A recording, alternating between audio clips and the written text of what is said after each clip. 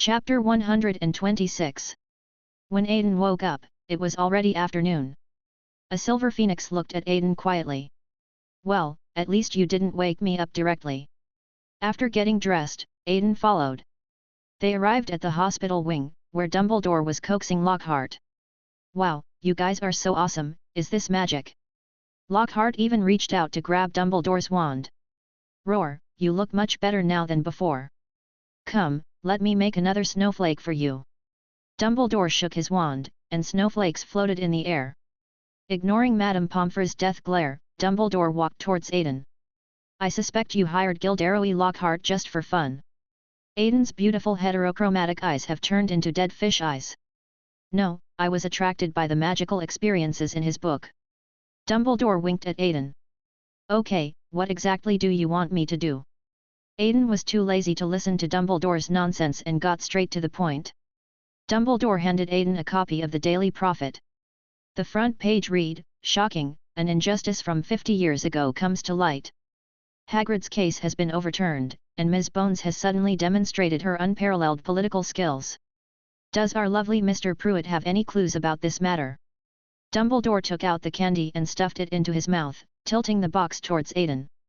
It provided a little insignificant help, and it was able to vindicate Hagrid, and by the way, it gave the minister who was always eyeing other people's property something to do. Aiden's eyebrows curved into crescents, and a look of joy appeared in his heterochromatic eyes. "Child, don't get too close to power, even if you have unparalleled talent," Dumbledore advised seriously. "Principal, you know people's minds too well. Besides, it's not me who is getting closer to power, it's them who want to share me." Aiden sighed. The two fell silent. "Forget it, you will be able to handle it.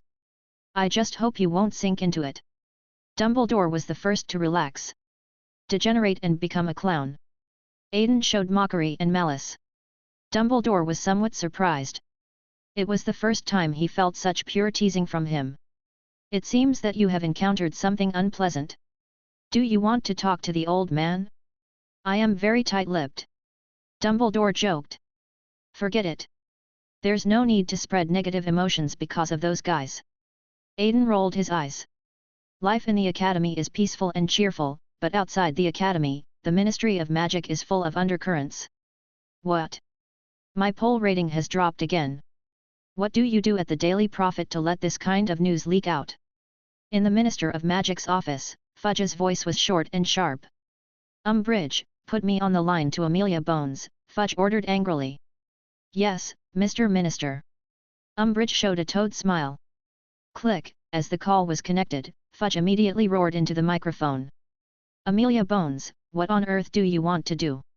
Will the fall of the Ministry of Magic do you any good?" "Oh, dear Minister, is there any problem with our Department of Magical Law Enforcement acting in accordance with the law?" Amelia Bones, an old politician, immediately played dumb. "What's the question? I'm asking you, why were the details of Rupert Hagrid's case leaked like this?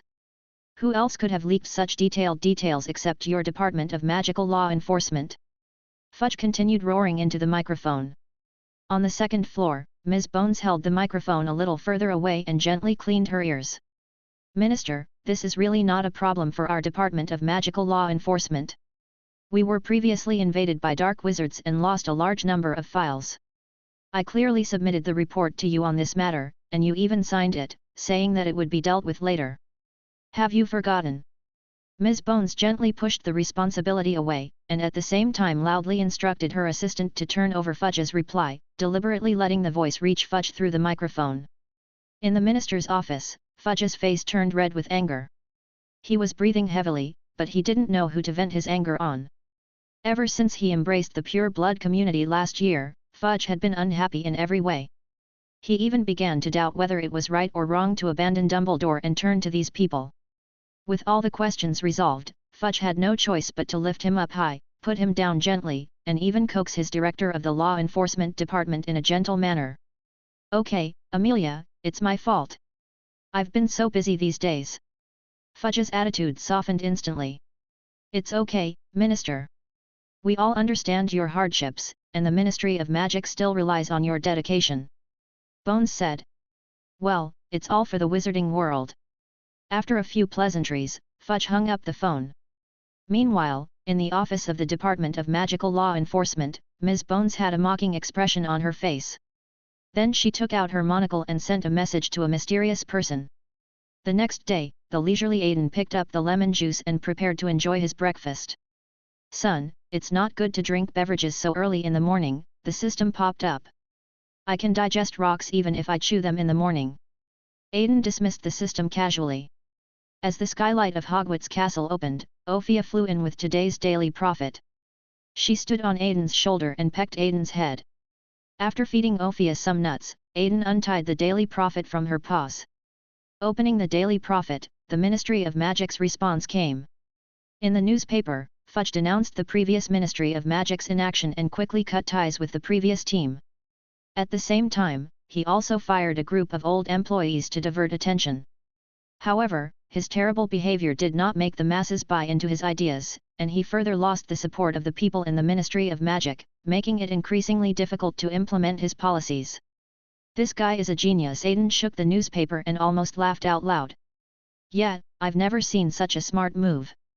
Edmund took a sip of his pumpkin juice. "Are you serious?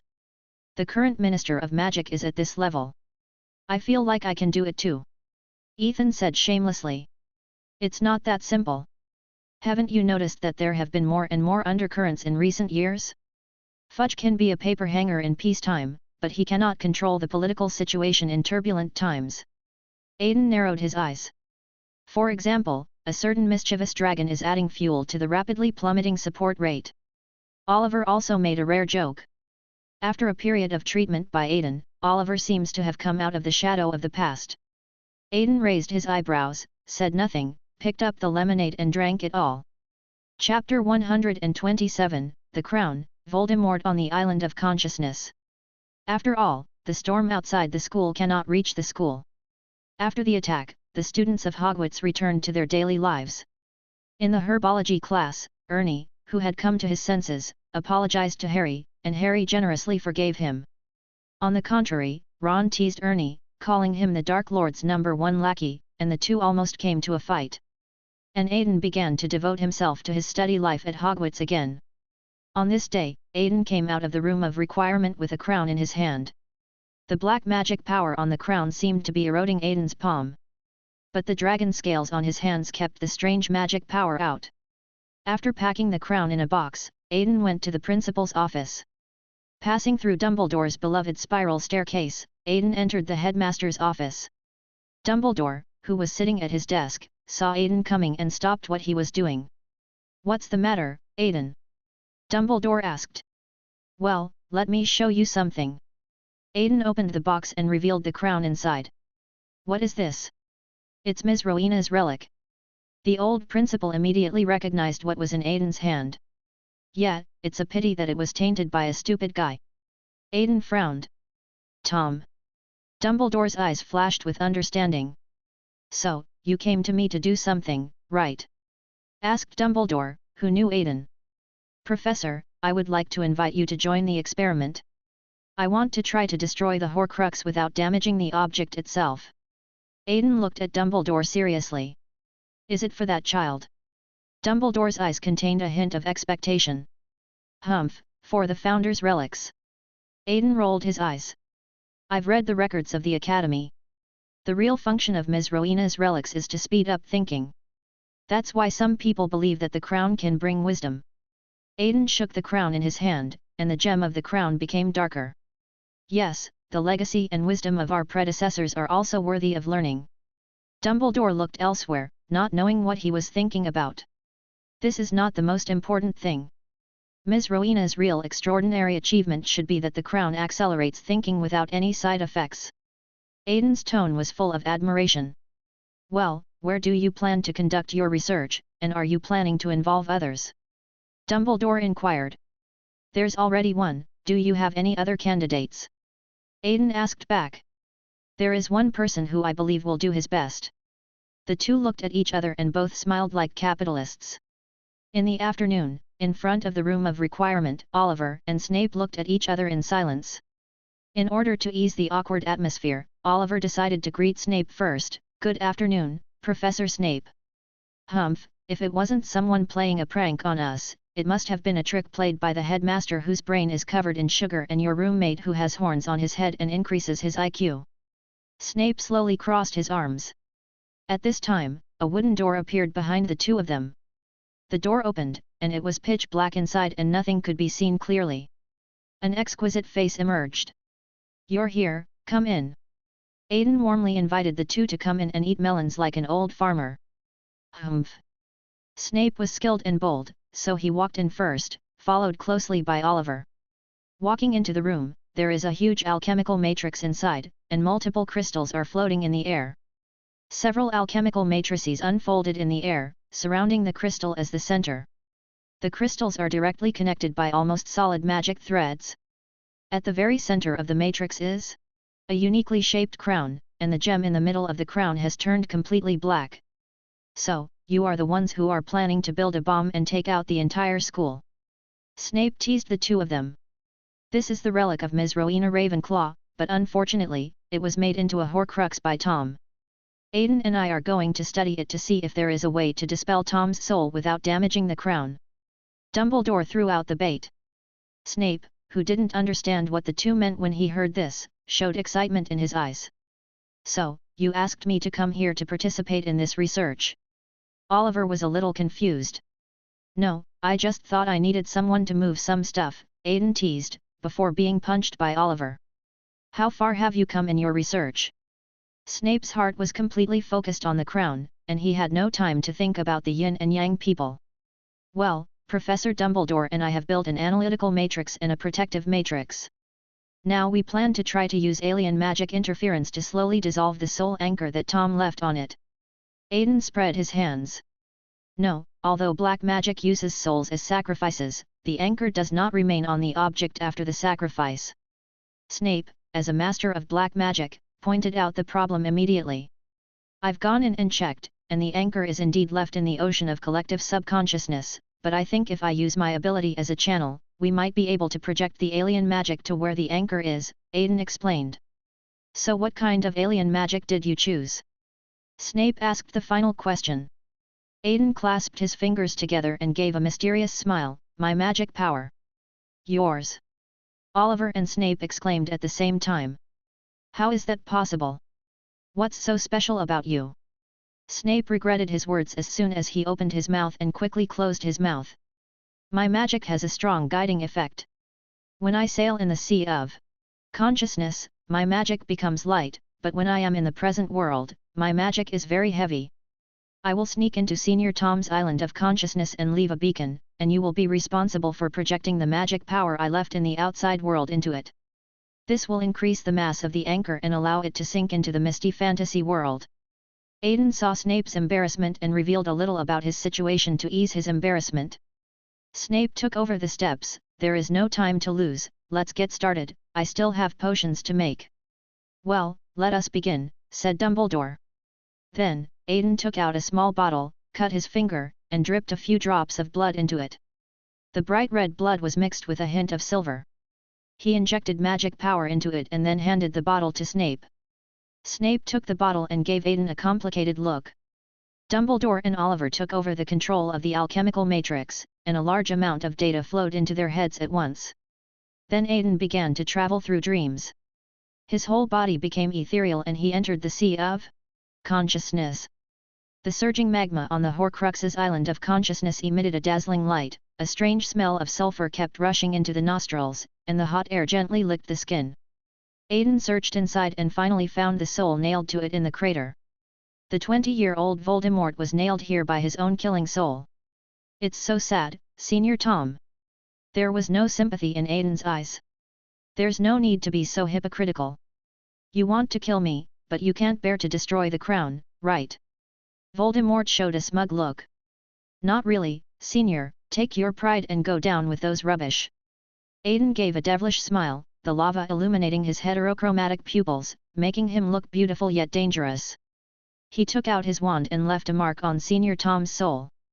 In the outside world, the alchemical matrix maintained by Dumbledore and Oliver also sent feedback.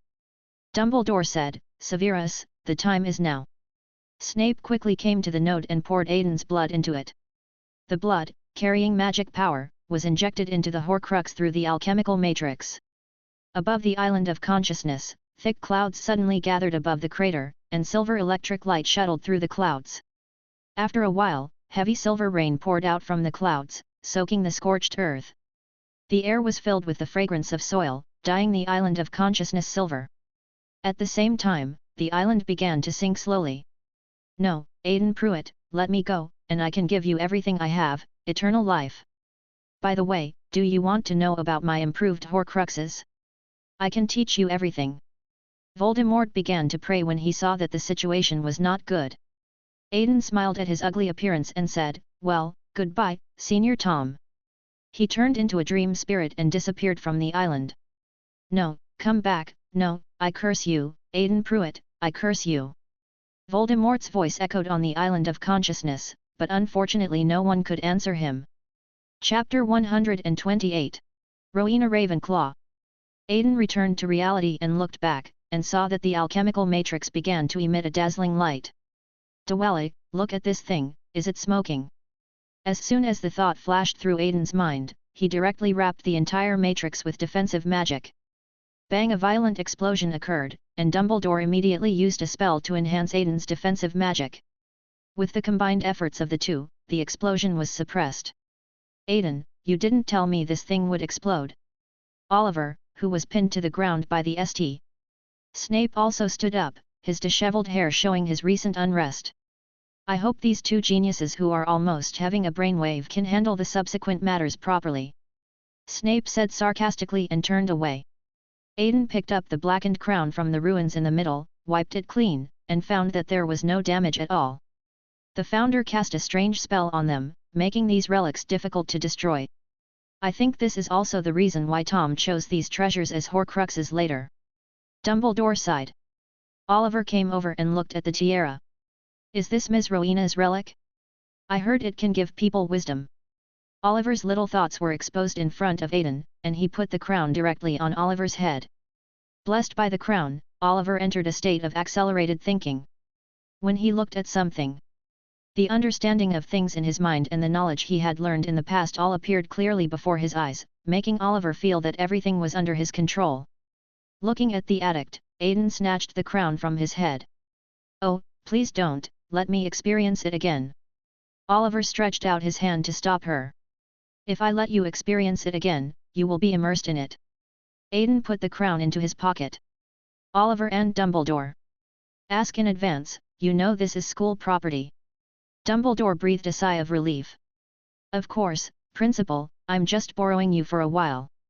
The unsportsmanlike audience used his ability to act serious. Alas! Dumbledore sighed and left the room of requirement without saying anything else. That night, in the requirement room, Aiden and Oliver began to study the crown. Looking at the crown, Aiden's eyes penetrated the boundary between reality and illusion and came to the sea of collective subconsciousness. Here, Aiden saw the small rune Knaz, engraved on the crown. "See what?" Oliver asked. "It's Knaz, knowledge, creativity, enlightenment. Ms. Rowena's method is very unique. I don't know what method she used to reverse this rune." Aiden replied. "Reversal?" A question mark appeared on Oliver's face. "Normally, our use of Knaz is sequential. We first acquire knowledge, then create based on knowledge, and finally inspire others." Aiden used his short staff to write silver white words in the air, namely knowledge, creativity, and enlightenment. But Ms. Rowena is different. She somehow bypasses this process, first giving inspiration, then creativity, and finally generating new knowledge. Aiden waved his wand, and the silver white characters in the air were rearranged. "You mean?" Oliver seemed to have touched something. "Yes, enlightenment is not given to oneself, but to others. If the crown can directly enlighten others." Before Aiden could finish his words, a faint light suddenly emanated from the room of requirement. The laboratory, which had already been finalized, suddenly began to twist, and the wooden boards made a creaking sound as they were reassembled. Oliver and Aiden also floated up, and when the room was reorganized, an elegant study appeared in front of them. The decoration of the study is warm and soft. The books on the desk are still unclosed and a thin smoke is wafting from the incense beside. It means that someone left knowledge in this crown that can enlighten others. A gentle female voice helped Aiden complete his words. Nice to meet you, Rowena, headmistress of Ravenclaw. Aiden bowed to the portrait behind the desk. Then he kicked Oliver, who was still in a daze, and Oliver saluted in the same way as Aiden did. How long has it been? The crown floated up and flew towards the portrait, and the next moment Ms. Ravenclaw actually walked out of the portrait. It's been thousands of years, ma'am, Aiden said. That's really great. Our ideal has lasted for thousands of years. Ms. Rowena's gaze seemed to penetrate the past. By the way, has Helena returned to Hogwarts? Barrow volunteered to look for her that year. Ms. Rowena turned around and looked at Aiden. I'm sorry ma'am, this is tragic. Aiden lowered his eyes and told Ms. Rowena the story he knew. So, Helena is still wandering around the academy. Ms. Rowena frowned slightly. Do you need us to help you invite her over? Aiden asked.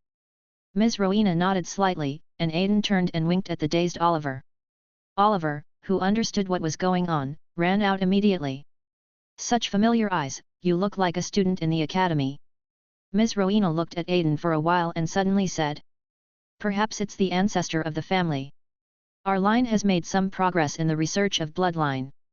As he spoke, Aiden took off his hat, revealing the dragon horns on his head, which also aroused the interest of Ms. Rowena. Has it developed to this extent?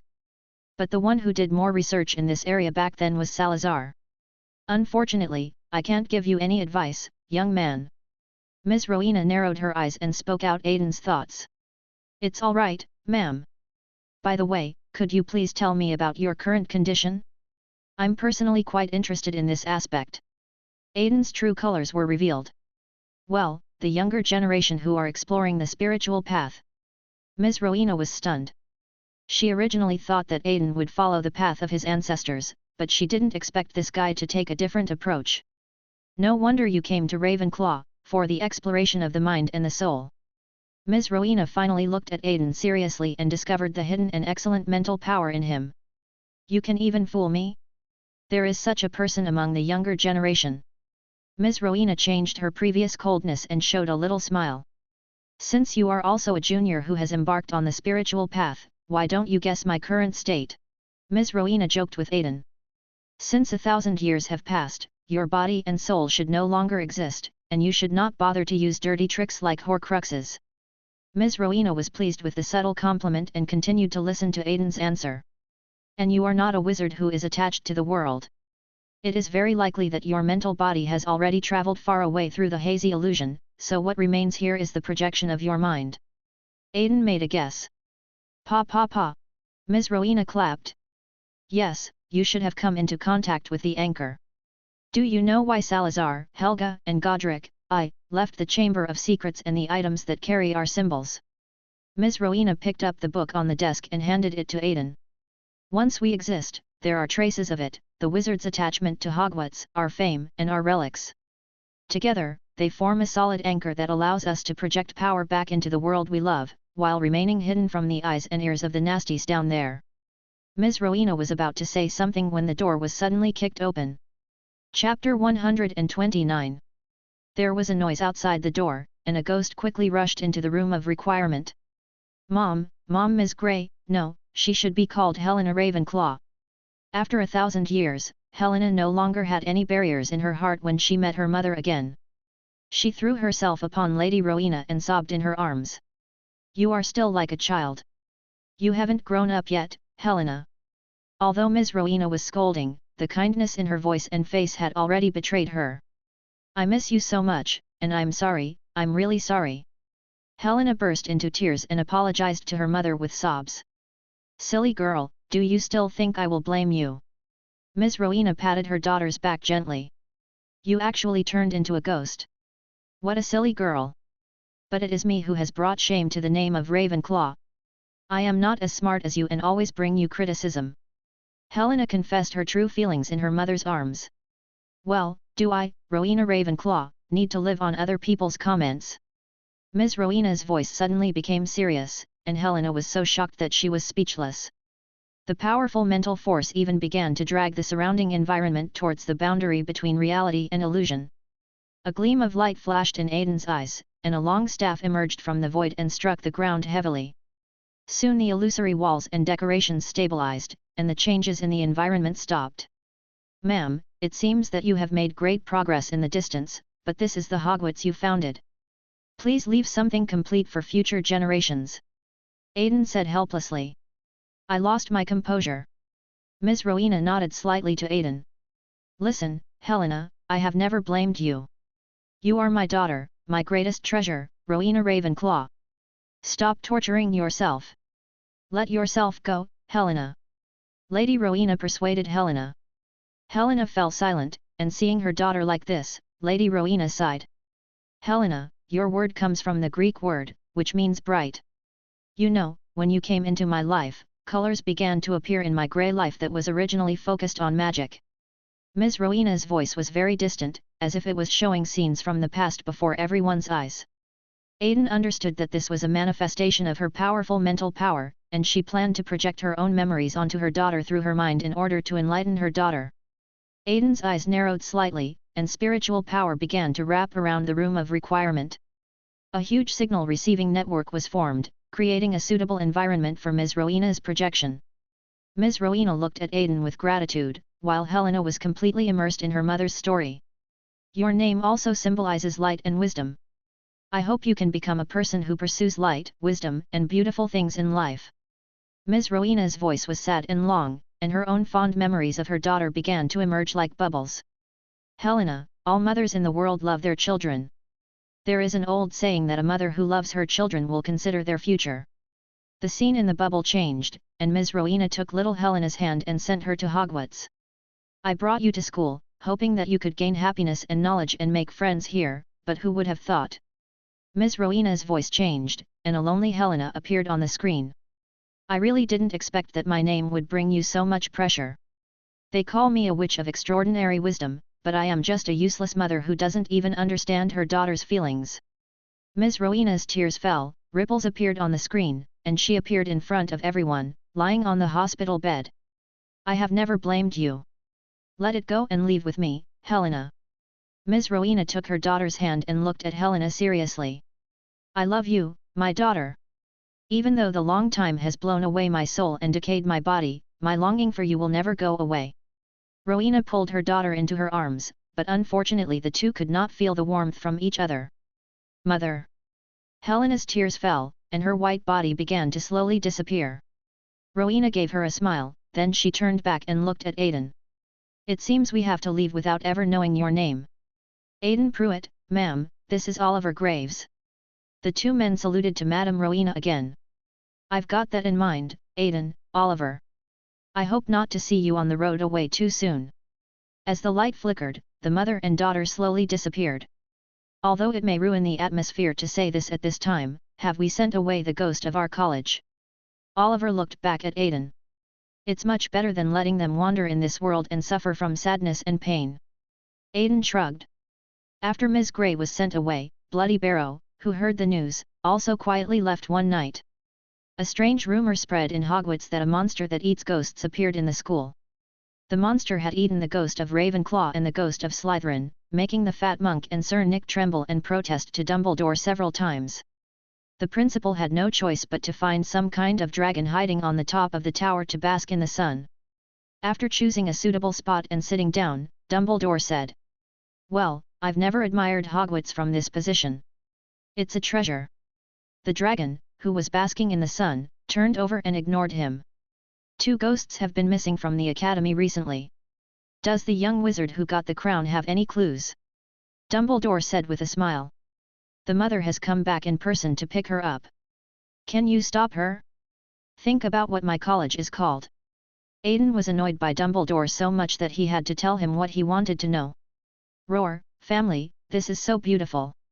Dumbledore knew the news he wanted, so he immediately left Aiden and disappeared.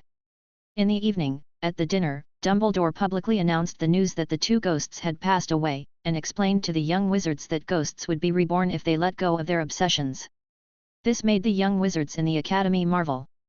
But soon, new problems arose. Without the check and balance of the Bloody Barrow, Peeves was simply invincible. There were pranks everywhere in the castle, which greatly increased Professor McGonagall's burden, and Dumbledore received a lot of protests. Aiden knew that this guy had bad intentions, so he had already hidden himself in the blind spot of his consciousness, allowing Dumbledore to have a happy school life. Chapter 130. Patron Saint. After Dumbledore dealt with Peeves' troubles, Aiden started to bubble up again. He came to Dumbledore's office, stretched out his hand, and said, "Principal, the Patronus charm we agreed on before. Well, here is the information. I believe that with your ability, it should not be difficult to learn by yourself." Dumbledore handed an old notebook to Aiden. "Try it." Aiden grabbed it and put it in his pocket. "Go out if you have nothing to do. By the way, there will be a school board meeting in a while, so remember to attend it then," Dumbledore said mysteriously. "Okay, I got it." Knowing what Dumbledore wanted to do, Aiden didn't ask any more questions and turned to leave the principal's office. After getting Dumbledore's information, Aiden came to the Forbidden Forest. As the end of the school year approached, the weather began to get hot again.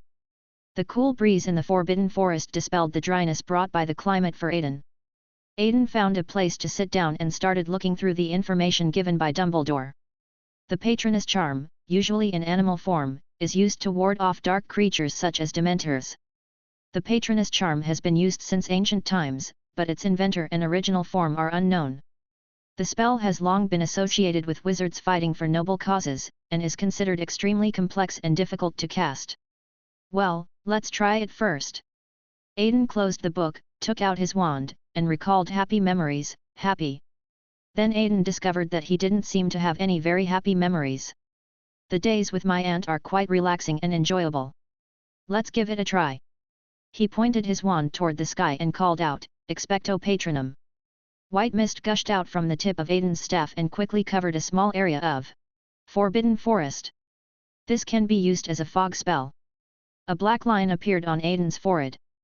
The forest shrouded in white mist showed without a doubt that Aiden had failed in casting the spell. He opened the book again to check if he had missed anything. The sunlight shone through the pages and fell on Aiden's book. The breeze brought the scent of grass. Suddenly, an idea flashed through Aiden's mind. "Wait, since the Patronus charm requires happy memories, can't I easily create happy memories by simulating happy emotions?"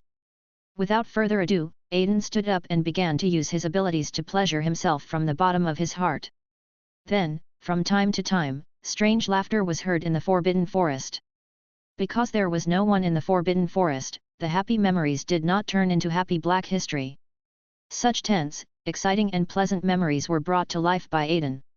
Then he took out his wand again and shouted, "Expecto Patronum." This time, the wide mist condensed, and a light dragon appeared in front of Aiden. This silver-white dragon has a breathtaking appearance. Its body is covered with layers of delicate and shining scales, as if the beauty of the entire rainbow is condensed into one. The dragon's wings are broad and transparent, and when it flaps, they seem to draw trails of light in the air. The only thing that was not silvery white were its eyes, which were like two deep gems, one was amber in color and the other was clear blue. Aiden's Patronus swam freely around him, as nimble as a fish in water. Without the support of magic, Aiden's Patronus quickly dissipated into the air.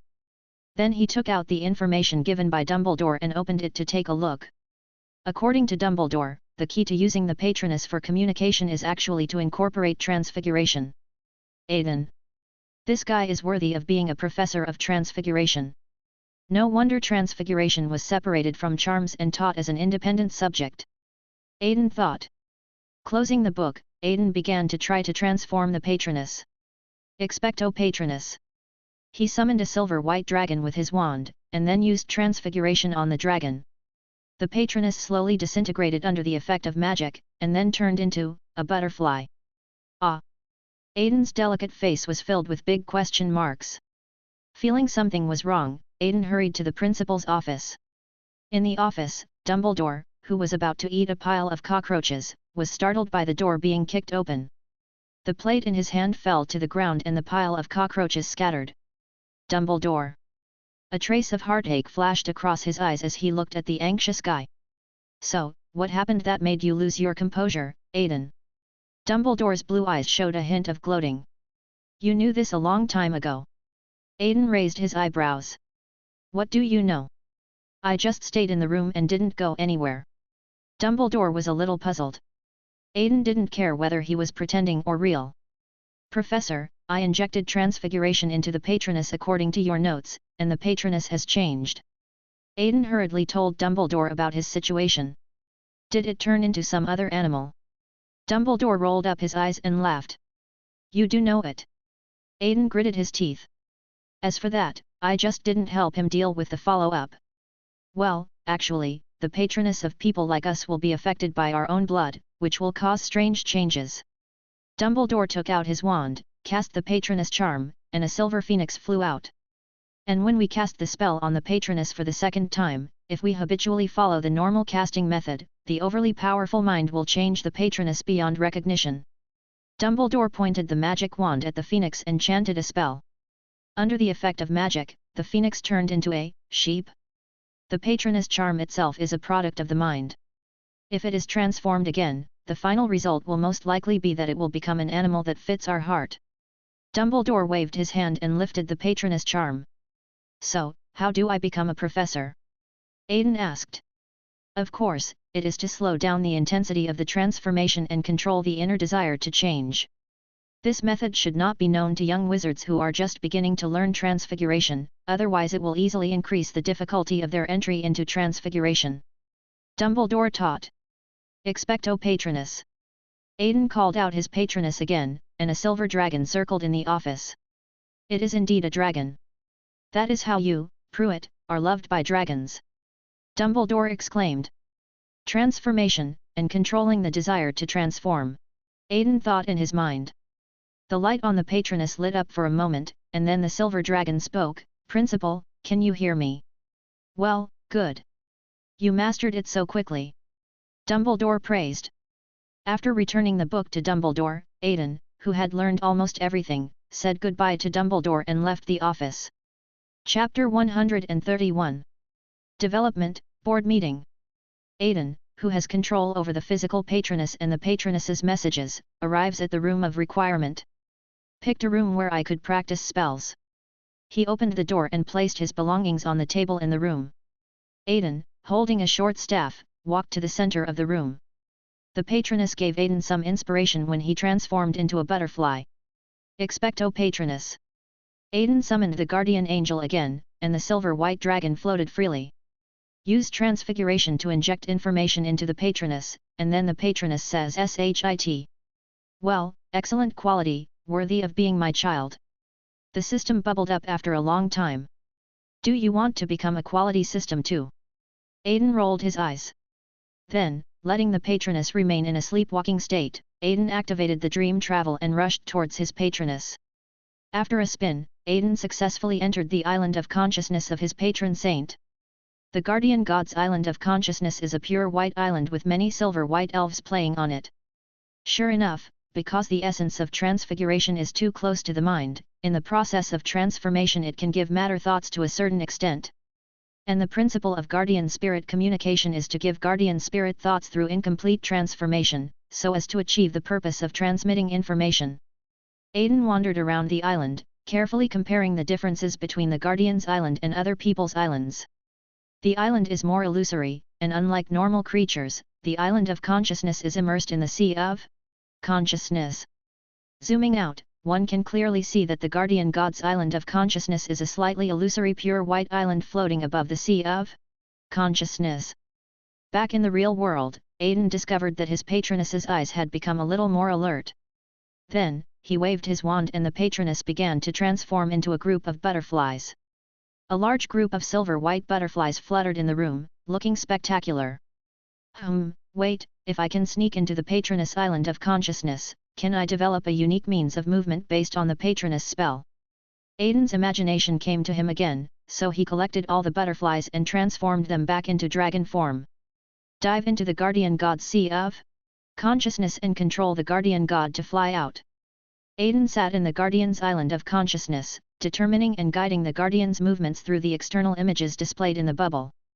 Soon the guardian touched the wall and passed through it without any obstruction.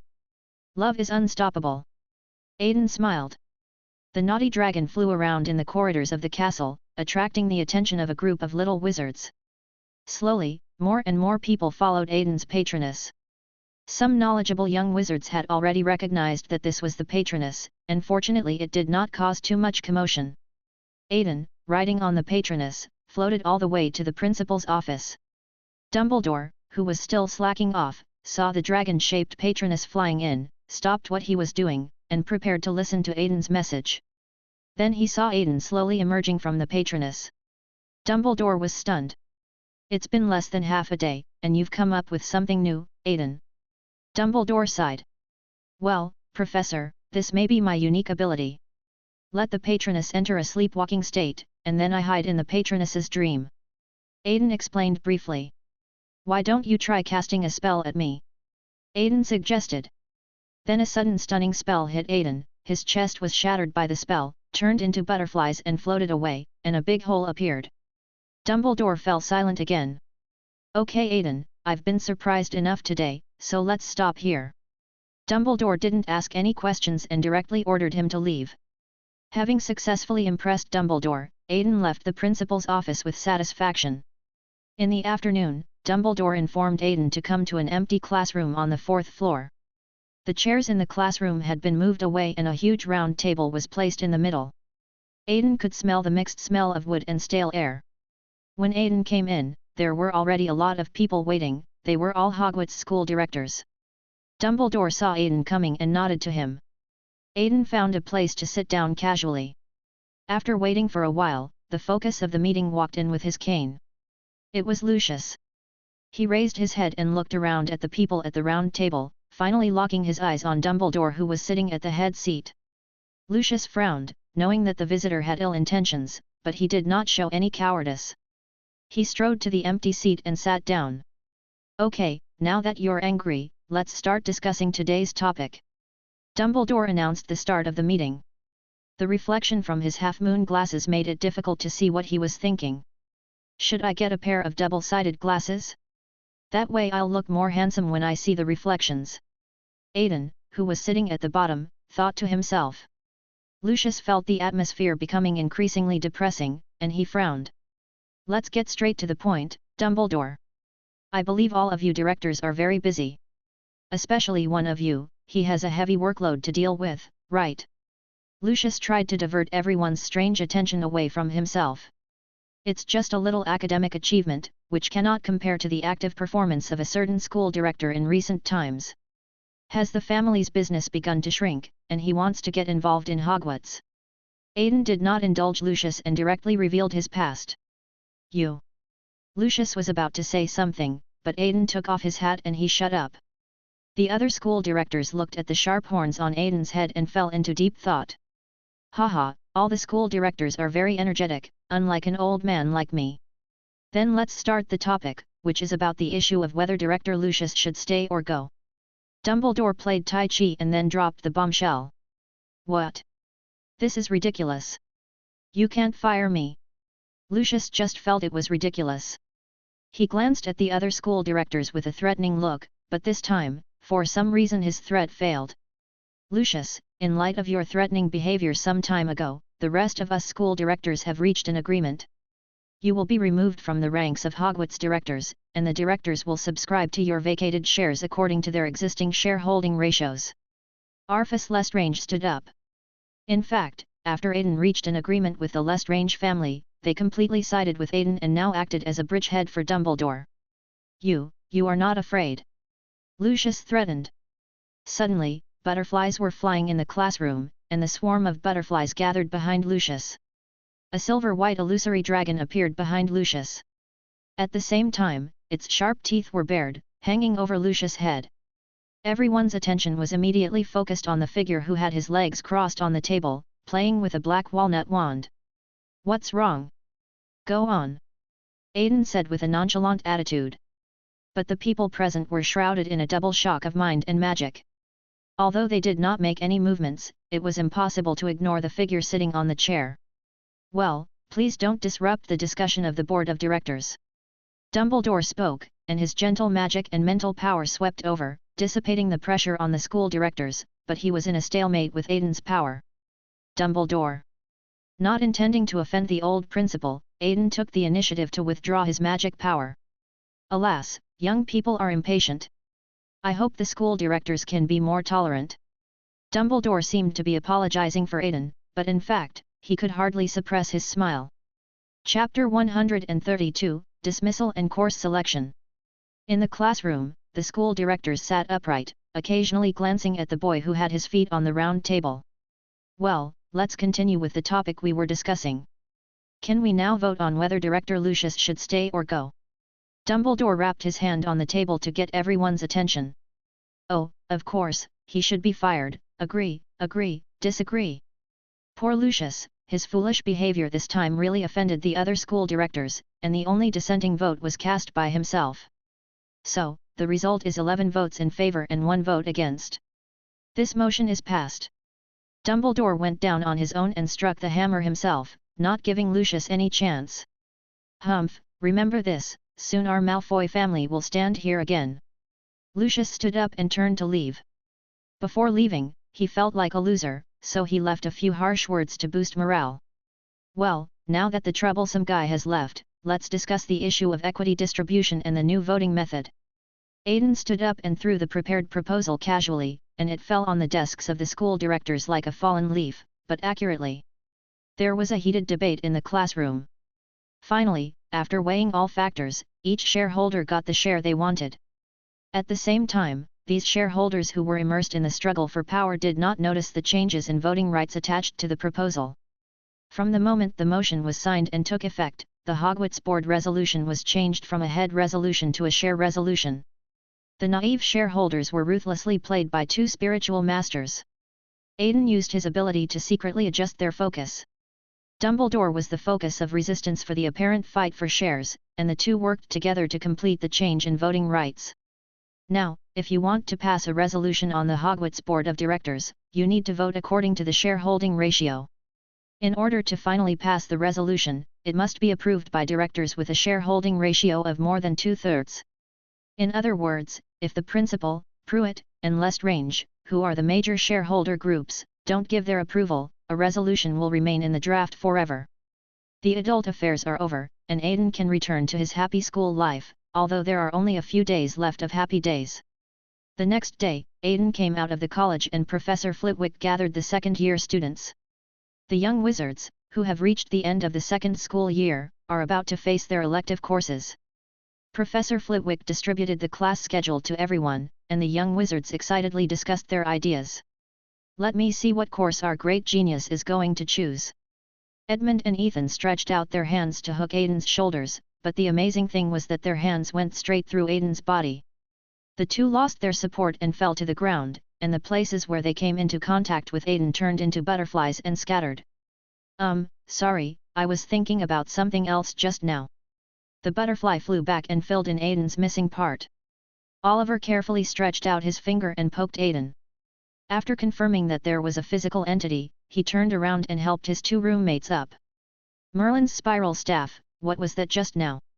Ethan and Edmund stood up with shock on their faces. Well, the Patronus charm is a variation developed based on my own abilities. Aiden said these horrific words calmly, but his eyes did not leave the schedule. At this moment, he was thinking about the courses he wanted to choose and had no time to pay attention to the noise of his roommates. As someone who has some understanding of the plot, Aiden knows that if he chooses all the elective courses, he will have the opportunity to come into contact with the most mysterious time converter. However, as a lazy dragon with ideals, he really didn't want to learn some useless courses. Yes, that's right, Muggle studies. Aiden racked his brains to understand why wizards, whose impression of Muggles was still stuck in the past centuries, would offer this subject. With a sigh, Aiden asked his roommates, "What courses are you going to choose?" "Me? Runes, divination, and Muggle studies." Ethan looked expectant. "I want to know what you wizards think of Muggles." "Well, let's congratulate this kid for choosing 2/3 of useless courses." Aiden sighed silently in his heart. Then he turned his gaze to Edmund. "Me? Arithmancy, runes, and care of magical creatures." Edmund also expressed his choice. As expected of a school director, he chose the best. Then Oliver spoke. "Select all." As soon as the Liver Emperor opened his mouth, a smell called volume began to spread. Aiden quickly pinched his nose for fear of accidentally inhaling it. Finally, all eyes were on Aiden. Me? Divination, runes, and care of magical creatures. Aiden shrugged. Something's wrong, this guy isn't curling anymore, it's boring. The three roommates expressed their opinions. Hey, this is the result of comprehensive consideration. Aiden spoke up for himself. First of all, you should know what fortune-telling looks like. You just want to slack off. Edmund said righteously. Also, do you need to go to class specifically to learn your runes? Oliver reprimanded, and Ethan nodded in agreement. Soon, the young wizards had chosen their courses and Professor Flitwick collected the class schedules. Seeing that the matter was over, Aiden wanted to slip away, but was caught by a professor who was itching to do something. Ahem, Aiden, come with me. Professor Flitwick called out to him when Aiden was about to slip away. The three roommates gave him a look that told him to fend for himself and ran away without any loyalty. I helped Professor Flitwick carry the class schedule and walked all the way to his office. Do that again. It was obvious that the respected dean had discovered the spell Aiden had just cast. Aiden raised the corners of his mouth slightly and said to Professor Flitwick. If you're so curious, Professor, why not try it yourself? Oh, can I? Professor Flitwick raised his eyebrows, and a disarming spell flew directly from behind Aiden. This method of casting spells outside the body really made Aiden envious. At the same time, Flitwick's attack did not work on Aiden. The spell went straight through Aiden's body and flew towards Professor Flitwick who was in front of Aiden. Professor Flitwick cut off the supply of magic power, and the disarming spell dissipated before reaching his body. Well, how did you do it? Professor Flitwick asked excitedly. That's the Patroness charm, Professor. Then a swarm of butterflies flew out from inside Aiden's robes and filled Professor Flitwick's office. The butterflies gathered together under Aiden's will and eventually formed a silver-white dragon. Your Patroness is also a magical creature. I thought Dumbledore was a special case. He kept telling me that it was innate. I thought he was lying to me. Professor Flitwick looked closely at Aiden's Patroness. Well, the magic and the means of casting are the same as ours. As for the butterfly, you used transfiguration, which should be Dumbledore's improved Patroness. The well-informed Professor Flitwick recognized the uniqueness of Aiden's Patroness. But I can't understand how you managed to use the Patroness to avoid attacks. This area left Professor Flitwick puzzled.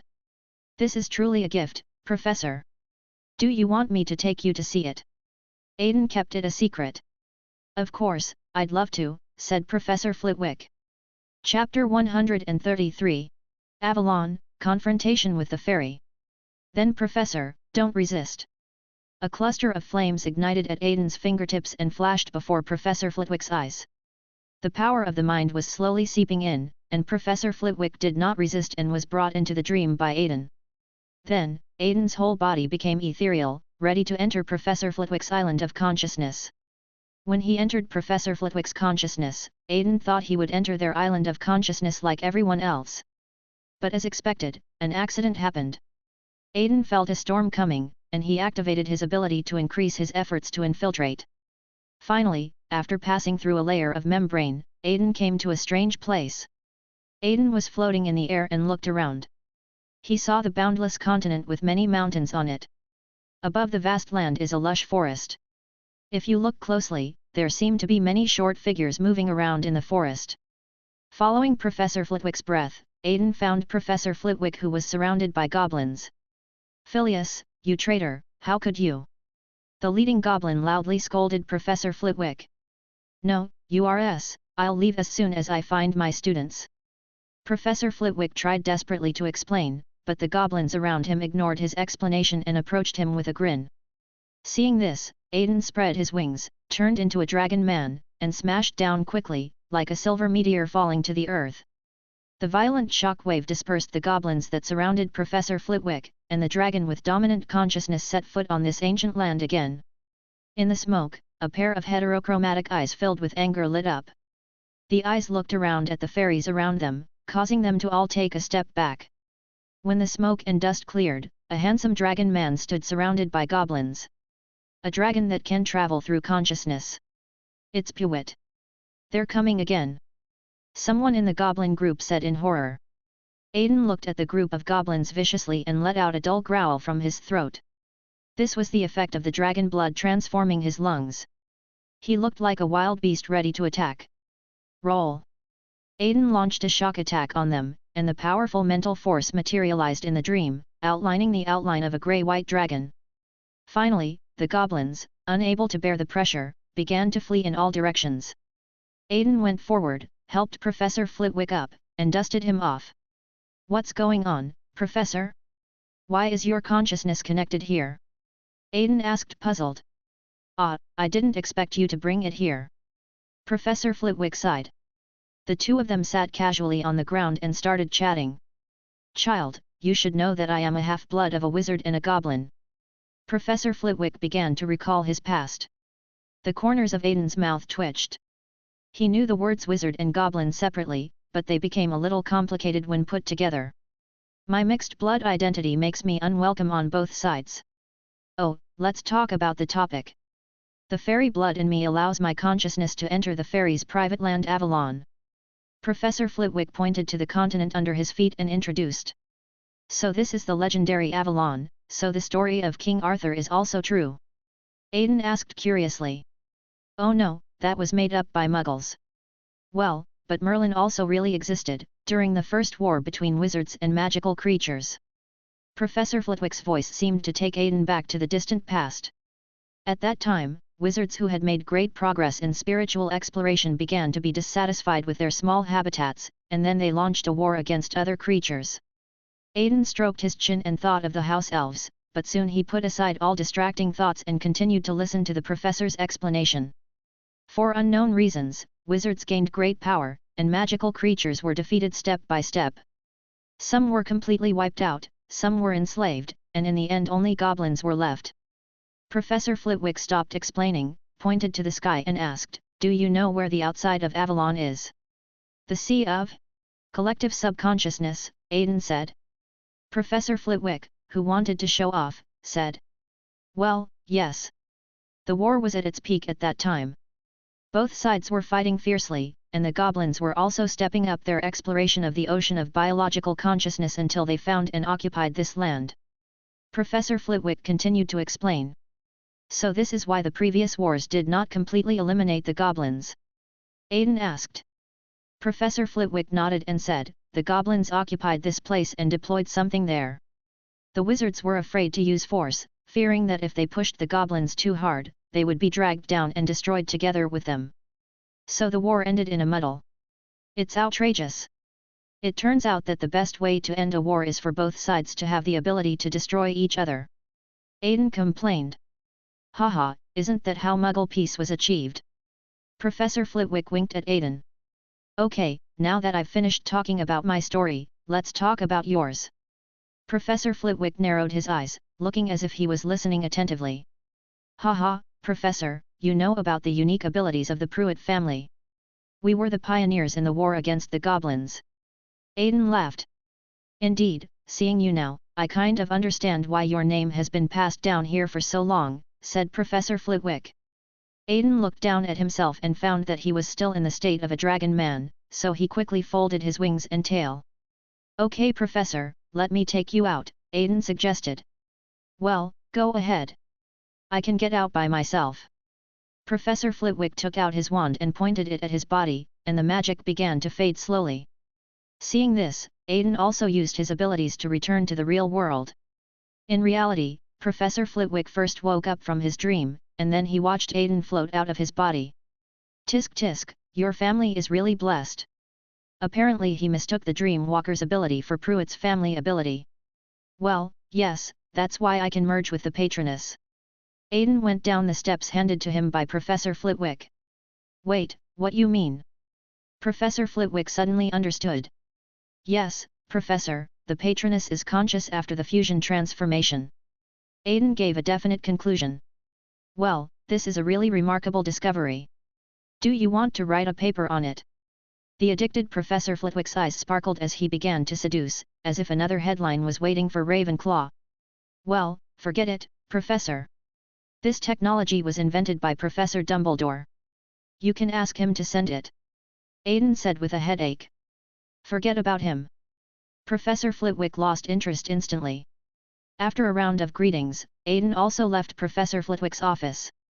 Chapter 134, End of School Dinner, Homecoming. Before we knew it, the semester was coming to an end. That day, Arthur found Aiden. Aiden, I feel like I've completed my role. Arthur looked at Aiden expectantly. Well, the new potion will have to wait until the holidays to be prepared, so don't rush it for now. Aiden nodded. By the way, I need you to take over the downstream organization of the Dusk Hermits when Arthur Sai is on vacation. Aiden smiled mysteriously. What? We have downstream organizations? Arthur asked in surprise. There are a group of dark wizards in Diagon Alley. They can be entrusted with the shady matters of the organization. In simple terms, they are the white gloves. Aiden changed the subject and asked. By the way, where are the members of the academy? You don't have any good partners at the moment, so why don't you consider your roommates? Asked Arthur. Oliver and Ethan might be able to do it, but as for Edmund, he might be restricted by his family, so forget it, Aiden replied. Aren't you afraid that I will also be controlled by my family? Arthur teased. It's just a green grass. It's too easy for you, Arthur Sai. You are a gifted person. Your strong mental power means you will not be easily manipulated by your family. Aiden looked at the huge amount of magic, spirituality, in Arthur Sai. Hehe, remember to bring me potions during the holidays. Don't stand me up again this time. It's not nice to keep a lady waiting for a long time. Arthur turned and left, and the remaining sound hit the wall and entered Aiden's ears. In the afternoon, Aiden came to Hagrid's hut. Hi, Aiden, I heard from Professor Dumbledore that you put a lot of effort into helping me get rid of the crime this time. Thank you so much. Hagrid greeted warmly. It's nothing, we are friends, Hagrid. Aiden said politely. Well, what do you want here? Hagrid asked. By the way, I need some materials. The previous alchemical solution is used up, so. Aiden said awkwardly. Oh, if you need anything, just pick it up. There are often fights between magical animals in the Forbidden Forest, and I have picked up a lot of good things. Hagrid said this, standing up and taking Aiden to the storage room. The dazzling array of materials inside almost blinded Aiden's eyes. Go ahead. As a thank you, I'll provide you with all the materials you need in the future. Hagrid patted his chest and said generously. Just by opening his mouth, he easily saved Aiden hundreds of galleons. He is truly the richest man in Hogwarts. Aiden came out of Hagrid's hut and returned to his dormitory with a full suitcase. At night, Dumbledore held a grand banquet at the school on the pretext that all the petrified people had recovered. Good evening. Sir Nick was greeting the little wizards everywhere. When Sir Nick floated to the door, a little chestnut-haired witch walked in. Good evening, Hermione, welcome back. Nick bowed to her. Hello, Sir Nick, thank you. Hermione seemed to be in a good mood. At the Gryffindor table, Neville saw Hermione coming in and yelled at Harry. Harry, look, Hermione's back. Harry and Ron turned around and were very excited to see Hermione, whom they hadn't seen for a long time. Hermione ran over to the two of them, gave Harry a hug, and shook Ron's hand. Hiding in his mind, Long felt very disappointed and shook his head vigorously. Go ahead, Ronnie, sincerity is the ultimate skill. Too bad Ron couldn't hear anything. Then, Professor McGonagall tapped her cup. Attention, everyone, our headmaster has an announcement to make. Dumbledore stood up and cast a magnifying charm on himself with his wand. Before the dinner begins, let us first thank Professor Sprout and Madame Pomfrey for their hard work. It is their efforts that have enabled the petrified people to return to us so quickly.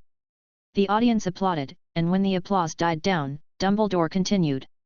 In addition, I would also like to announce that in light of recent events, as a token of our appreciation, we will be cancelling all exams this year. As soon as Dumbledore finished speaking, the young wizards in the audience cheered. Then the door was suddenly pushed open, and a tall figure walked in, and the scene suddenly became quiet. Dumbledore also cooperated and said, finally, our gamekeeper has been cleared of his wrongdoings and has returned to Hogwarts. Harry ran up and hugged Hagrid. Hagrid winked at Aiden with his left eye, and Aiden raised his glass in a toast. The whole Hogwarts was immersed in a sea of joy. Only the Slytherin table seemed a little dull. If you asked why, there was nothing noteworthy. While the other little wizards stood up and cheered, Aiden grabbed the steak and started to eat it. Why do you always look like you're not full? Edmund looked at Aiden helplessly. Hunger is a great enemy. Aiden's eyes suddenly became sharp. Where did you get this nonsense from? Ethan laughed after hearing it. Oh, isn't it? I thought it was the catchphrase of the legendary king. A look of mischief appeared in Aiden's eyes. Oliver did not comment on this. The dinner ended with laughter and joy. The next day, it was time for the long-awaited farewell. Steam was coming out of the train chimney as it slowly pulled into the platform. A breeze brushed across Aiden's cheeks, and I wondered whether it brought the joy of summer vacation or the melancholy of parting. The little wizards, carrying their luggage, boarded the train one after another. Harry was also saying goodbye to Hagrid, and before leaving he slipped a small note to Hagrid. As the passengers boarded, the train started and, accompanied by the blessings of Hogwarts, embarked on the journey home. After getting in the car, Aiden wanted to find his roommate's cubicle, but Ron pulled him into their cubicle. Wow, Aiden, where's your luggage? Hermione asked curiously.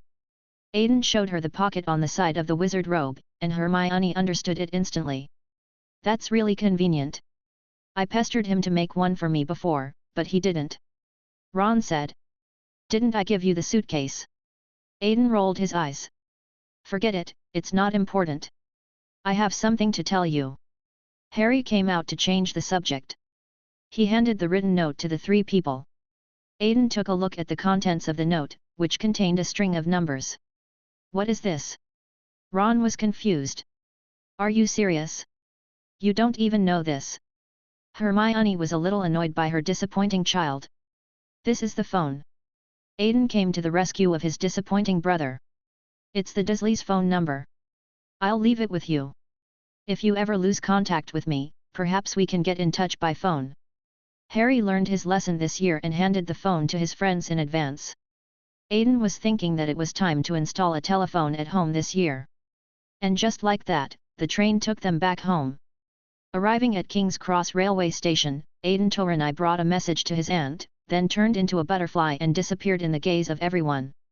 I feel like he's becoming less and less of a human being, Harry sighed. Not anymore, Pruitt, it's really scary. Ron also sighed. I must learn this spell from Aiden later. Hermione clenched her fists to encourage herself. Under the different attention of the three people, the little wizards all returned to their homes. Chapter 135. Ancestral House. The silver-white dragon flew into Pruitt's old house, and Aiden's figure emerged from the patroness. After returning to his home after a long absence, Aiden sat down on the sofa and let out a long sigh. This school year has been really eventful. Aiden rubbed his temple. In the afternoon, Aiden came to Diagon Alley and bought materials. After returning home, I prepared the potion and asked Ophelia to take the message and the potion to help Arthur Sy get promoted. Returning to the room, closing the door, and jumping onto the bed like a diving posture, Aiden sincerely hoped that he could stay at home and study magic during this summer vacation. Unfortunately, things don't go as planned. A black owl carrying a letter arrived and completely shattered his plan. Knock knock, the sound of an owl knocking on the window came from outside the window. Aiden took the letter from the unknown owl. After feeding it some nuts and stroking it a few times, Aiden unfolded the letter and a line of beautiful cursive handwriting came into view. Dear Dragon, Jean Shinjia, do you remember the encounter we had on the streets of London? It is so rare to see a dragon on the streets of London. After reading the first paragraph, the vein on Aiden's forehead stood up. He threw the letter to the ground, revealing the back of the letter, and the handwriting on it was also seen by the sharp-eyed Aiden. I was wrong, dear dragon, don't be angry. Do you remember what I told you about the goblins? Now there is a clue. I formally invite the head of the Pruitt family to work with us to deal with the possible goblin rebellion. Aiden's heart skipped a beat when he saw this. This guy could see me throwing the letter, so there's a high probability that it's a prophecy. The system decisively confirmed Aiden's guess. Then Aiden prepared beautiful words for the director. As he watched this letter, which explored the beauty of language to the utmost, being sent out, Aiden sighed. So, host, do you still want to go? The system asked. Otherwise, the source of the funds is Pruitt. Whether it's to take back Pruitt's things or the damned goblin, there must be a conclusion. Aiden's eyes were blank, and no one knew what he was thinking. In July, London was shrouded in rain and Ophia arrived at the Department of Mysteries with a letter, heralding the beginning of a new round of turmoil. On the second day of summer vacation, a silver-white butterfly lightly followed the visitor into the Ministry of Magic. The butterfly was flying leisurely, but no one paid attention to it. Passing through the ground, Butterfly arrived at the circular hall of the Department of Mysteries. In the center of the hall, a man in a white robe was already waiting. He stretched out his finger, and the butterfly gently landed on his hand. "Long, why did you become like this?" asked the director. Then the butterflies began to slowly disperse, and their number suddenly became huge. Then a figure emerged from the center of the butterflies and stepped on the floor of the hall. "You damn bastard!" Aiden prepared a lot of beautiful words to greet the director. Unfortunately, he was interrupted by a report he stuffed over. "Here, a report on the assets that have been embezzled by the goblins over the years. It seems that the goblins are busy preparing something big." The director smiled and followed his gaze. The money-greedy Long was shocked by the astronomical figures in the report. "Well, their achievements cannot be given to you completely. The Department of Mysteries will absorb a part of it, but the commercial part can be handed over to Pruitt for operation." The director offered a very tempting condition. The director turned his head in confusion, wondering why the dragon behind him didn't react. But when he turned around, he saw someone with shining eyes. "What are you waiting for? Let's go," Aiden urged. "But there is a problem now." The director poured a bucket of cold water on Aiden. "What?" Aiden asked in confusion. "We have no direct reason to intervene in the affairs of the goblins." The director clasped his hands together, his eyes revealing cunning. "Are you kidding me? With the force you have displayed, don't tell me those insects up there can stop you." After all, after playing with the director for a long time, Aiden also changed his name. "No, you don't understand. When we built these weapons, everyone signed a contract.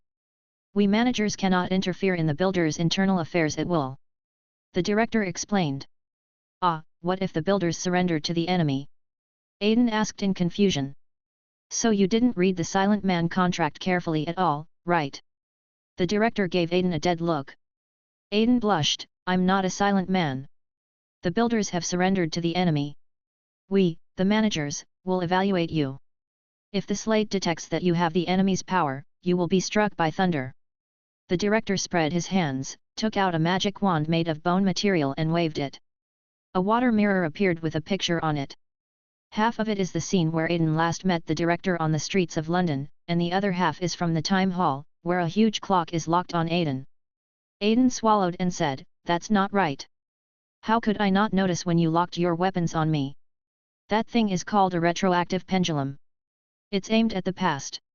It was originally designed to hunt down someone who can escape to the past." The director said the domineering words in a calm tone. "Tisk, are we sitting on some magic particle collider now, and then if you're sure I'm a traitor, you'll push me down and blow me to death?" Aiden smacked his lips. The director gave a mysterious smile. "Forget it, there's no time for jokes, let's arrange the next plan." The director did not continue the topic, and the two of them tacitly did not continue the conversation in depth. "So, what do you, the Department of Mysteries, want to do?" Aiden asked. "First, we must not alert the goblins. Second, we need you to help us create an excuse to intervene.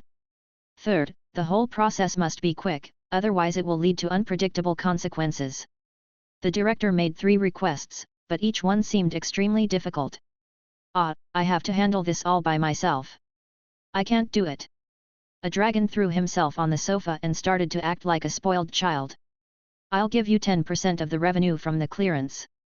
The director knew what he wanted without even looking at him. "Deal." Looking at the sofa again, he saw Aiden sitting upright. Just as Aiden was about to continue speaking, a knock on the door interrupted him. A young lady wearing a black and gold robe walked in, holding some information. "Director, we've identified the group's movements." She handed a report clipped on a board to the director. "Oh, this is very interesting." The director smiled. The report was handed to Aiden, and the word Baberl Village was written on the ground of the report. "Ah! My home!" Aiden was stunned. Chapter 136, Investigation and Conflict with Fudge. You go and take care of your property first, and leave the affairs of Baberl village to the silent man. The director made the decision immediately. Don't let it be another Kingsport, Aiden teased. The Kingsport incident was a pure Muggle incident. Creatures without magical powers cannot actively connect to the Twilight Zone, so our monitoring is very difficult. The director touched his chin and decided to tell Aiden the truth. In addition, I suspect that goblins were also involved in the last incident, and they may have developed a technology that allows ordinary creatures to connect to the hazy illusion. The director's expression was solemn. So, I found an assistant for you. The director clapped his hands, and a man also wearing a black and gold robe walked in. Oliver. Aiden's eyes widened. Why, are you surprised? Oliver smiled. What will happen to your studies if you join the Unspoken? Aiden asked. What are you talking about? Look at what you are saying. Can't my Department of Mysteries teach a little wizard well? The director made trouble nearby. Also, as a benefit for joining the company, everyone else who has anything to do with him will temporarily forget about him. The director gave Aiden a wink, signaling Aiden to join quickly. No, thank you. Aiden refused decisively. Wait, you let the silent man be my assistant, are you trying to put your hand in my pocket? Suddenly Aiden had an idea. Hey, our two families have a long history of friendship. What's wrong with cooperating occasionally? The director suddenly changed his tone and stuck out his tongue to act cute. Well, we'll have to talk about it. Aiden clasped his fingers together and stared at the director with his beautiful pair of heterochromatic eyes. Alas, you greedy dragons! The director sighed and Aiden smiled. A 50-50 split is fine, and the Department of Mysteries will provide the people. The director put forward the conditions. The channels, materials, and stores are mine, and they are ready-made, 80% to 20%. Long crossed his legs on the sofa. 82, you might as well go and rob. Don't forget that you haven't completely taken over the property, young master of Pruitt, 46. The director knocked on the table and stared at Aiden with narrowed eyes. But there is a contract. If there's a goblin missing, I'll just let other people take over. The lowest bottom line is 70% and 30%. Aiden also slightly revealed the number of people he had in Nocturne Alley. Deal. The director agreed immediately. Aiden. Ding, hi. Why are you biting again? No, shut up. After some discussion, Aiden signed an agreement with the Department of Mysteries on behalf of Pruitt. Okay, Oliver, hurry up, time waits for no one. Our company hasn't had such a big income for a long time. The director's voice was full of joy, as if he was a peasant who had just returned from defeating a local tyrant. Come on, come on. You will lead the operation this time. Go to the brain hall and order the people. The director turned around happily and pulled Oliver out. Before leaving, he looked at Aiden with a provocative look, as if to say, the person you trained is really great. His fist was hard, and Aiden regretted not leaving a hard punch mark on the fox's face. Coming out of the Department of Mysteries, Aiden was followed by a large group of people. A row of wizards in black and gold robes crowded in the elevator, scaring away people on every floor who wanted to get on the elevator. In order to highlight his aura, Aiden specially changed his robe into a black windbreaker. Under the dark clouds, the strong wind blew Aiden's windbreaker, and the hem rustled in the wind. The young master of Pruitt, along with his men, headed excitedly towards his own store. Diagon Alley, Pruitt's Alchemy Miracle Shop. When a large group of people surrounds this place, even the customers who cannot read the atmosphere well know that it is time to escape. As a result, all the customers in the Pruitt Alchemy Miracle store scattered in all directions, and some even ran away with their merchandise. But Aiden no longer has time to deal with these problems. Seal up the shop, Aiden ordered. The silent people behind him took out their wands. White light emanated from the tips of their wands, and soon a ball of light with extremely low visibility surrounded the store. Leave 2 people behind, and the others will go in with Oliver to check the accounts. If any goblins resist, arrest them. Anyone who leaks information will be executed. Aiden's voice was like a cold spring on the top of a snowy mountain. The chill blew through everyone and they immediately took action.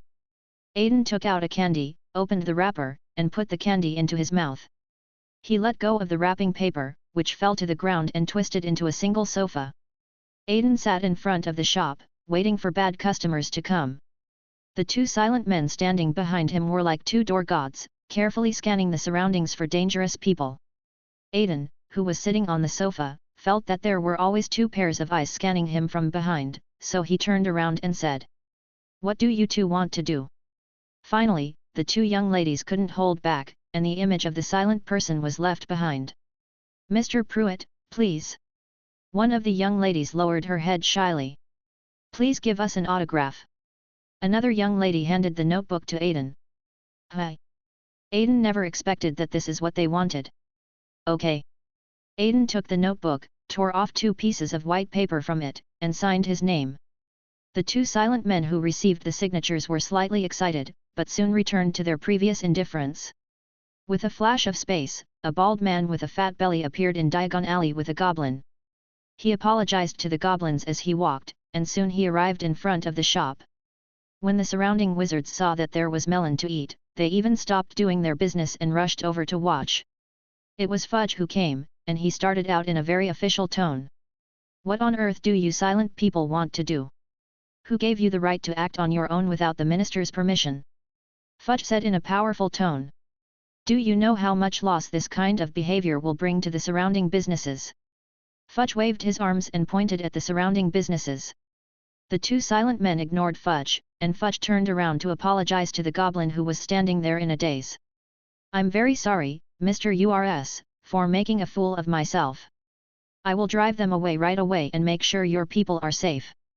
Fudge nodded and bowed. "Well, old acquaintance." Aiden spoke, attracting everyone's attention. "You, Pruitt, what exactly do you want to do? Do you want to start a war between our two tribes?" Urs said sternly. "Hehe, the initiative is no longer in your hands. Do you think that I am the only one left in Pruitt and there is no one to check and balance you fairies?" Aiden took off the top hat on his head, revealing a pair of sharp dragon horns. The two silent ladies had stars in their eyes. "Oh, so it turns out to be a hybrid with the blood of another race." Although Fudge is ignorant and weak towards others, he still dares to strike hard against wizards. Fudge was ready to receive another hypnosis at any time. The power from the Dream Walker was something Fudge could not resist. He suddenly twitched and started tap dancing. Chapter 137. Investigation completed. "Okay, shut up, you're in the way, let's talk about our business, Goblin." Aiden sat on the sofa, pushed his glasses, and his magic mixed with dragon power rushed into the sky unscrupulously. The space around them began to wrinkle, and the orlers and goblins brought by Fudge retreated subconsciously. "What are you talking about? We fairies run your shop for you, Pruitt, honestly and for free. Even if we have no credit, we have worked hard." Urs took the initiative. "Really? I remember that it was an indefinite compensation agreement signed between the goblins, who were the defeated party during the Goblin Rebellion, and Pruitt." Aiden narrowed his beautiful heterochromatic eyes. As the pressure from the surroundings grew greater, the goblins could no longer stand and fell to the ground one after another. Seeing that his first plan failed, Urs came up with another one. "My fellow colleagues from Diagon Alley, look here. This hateful Pruitt is planning to get rid of him."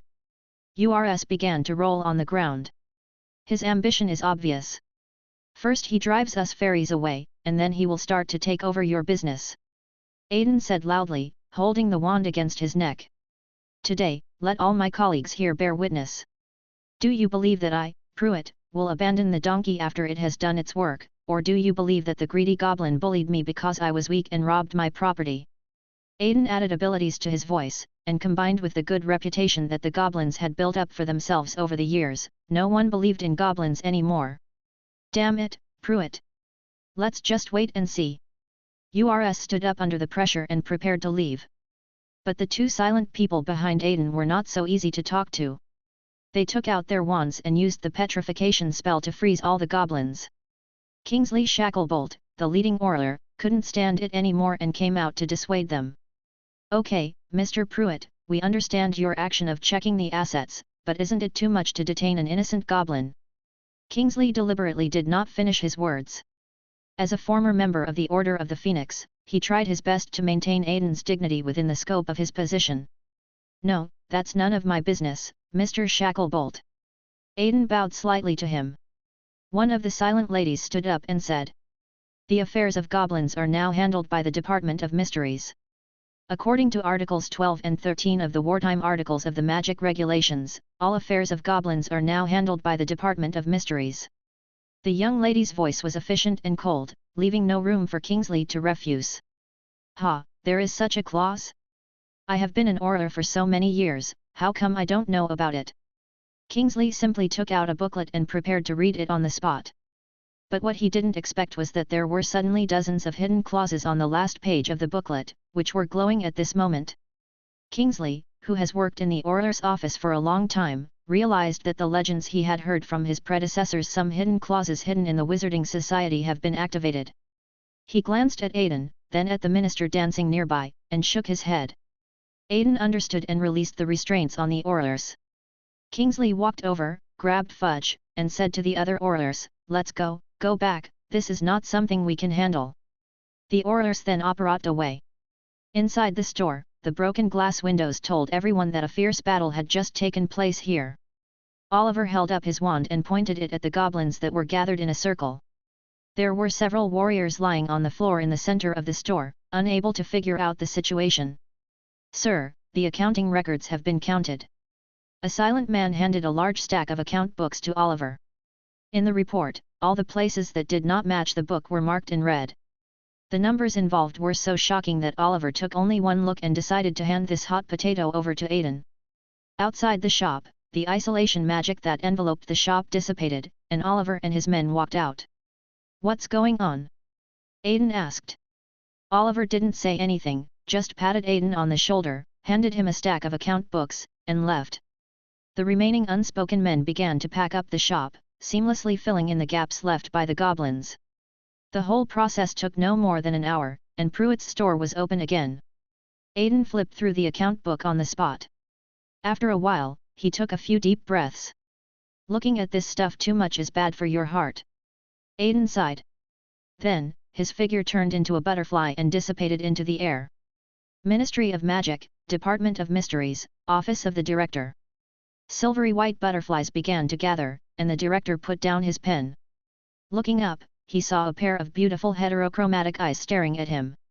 "Have you already planned this?" Aiden glared at the director, trying to put pressure on him. "Where did this talk come from? We in the Department of Mysteries do things on the basis of mutual consent. How could we scheme against others?"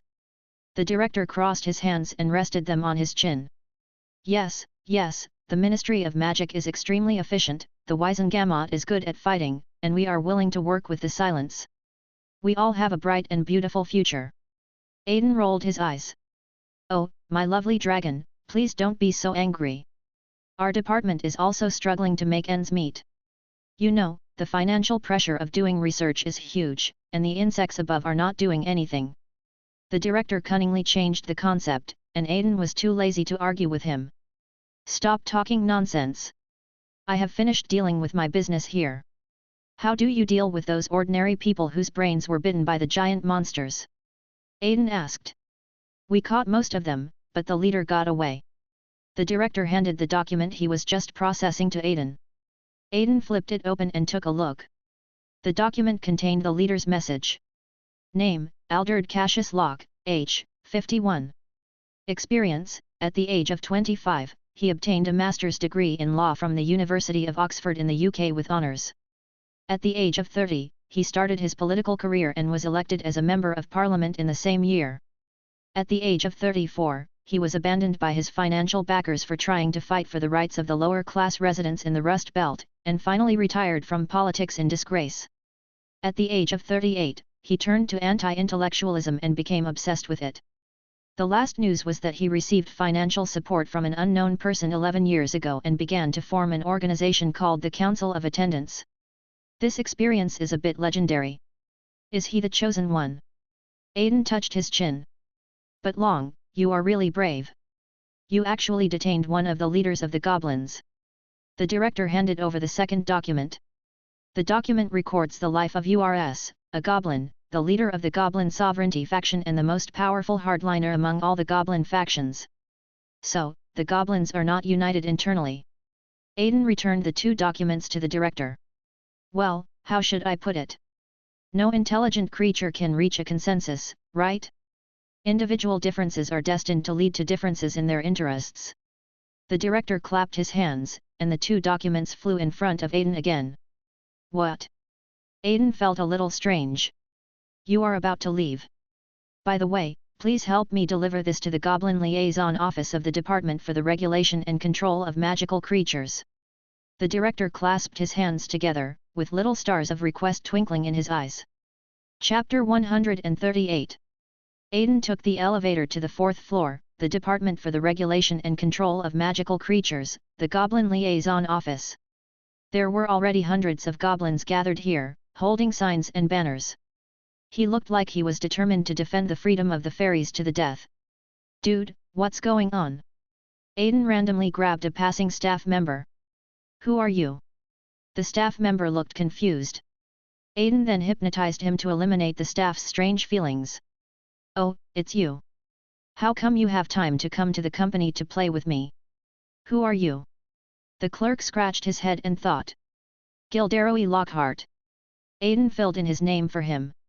Yes, I remember now, Lockhart, you haven't come to see me for a long time since you were awarded the medal.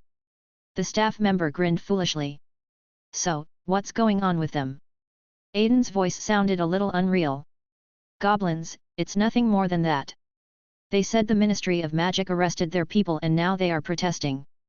I heard they are going to suspend Gringotts' business.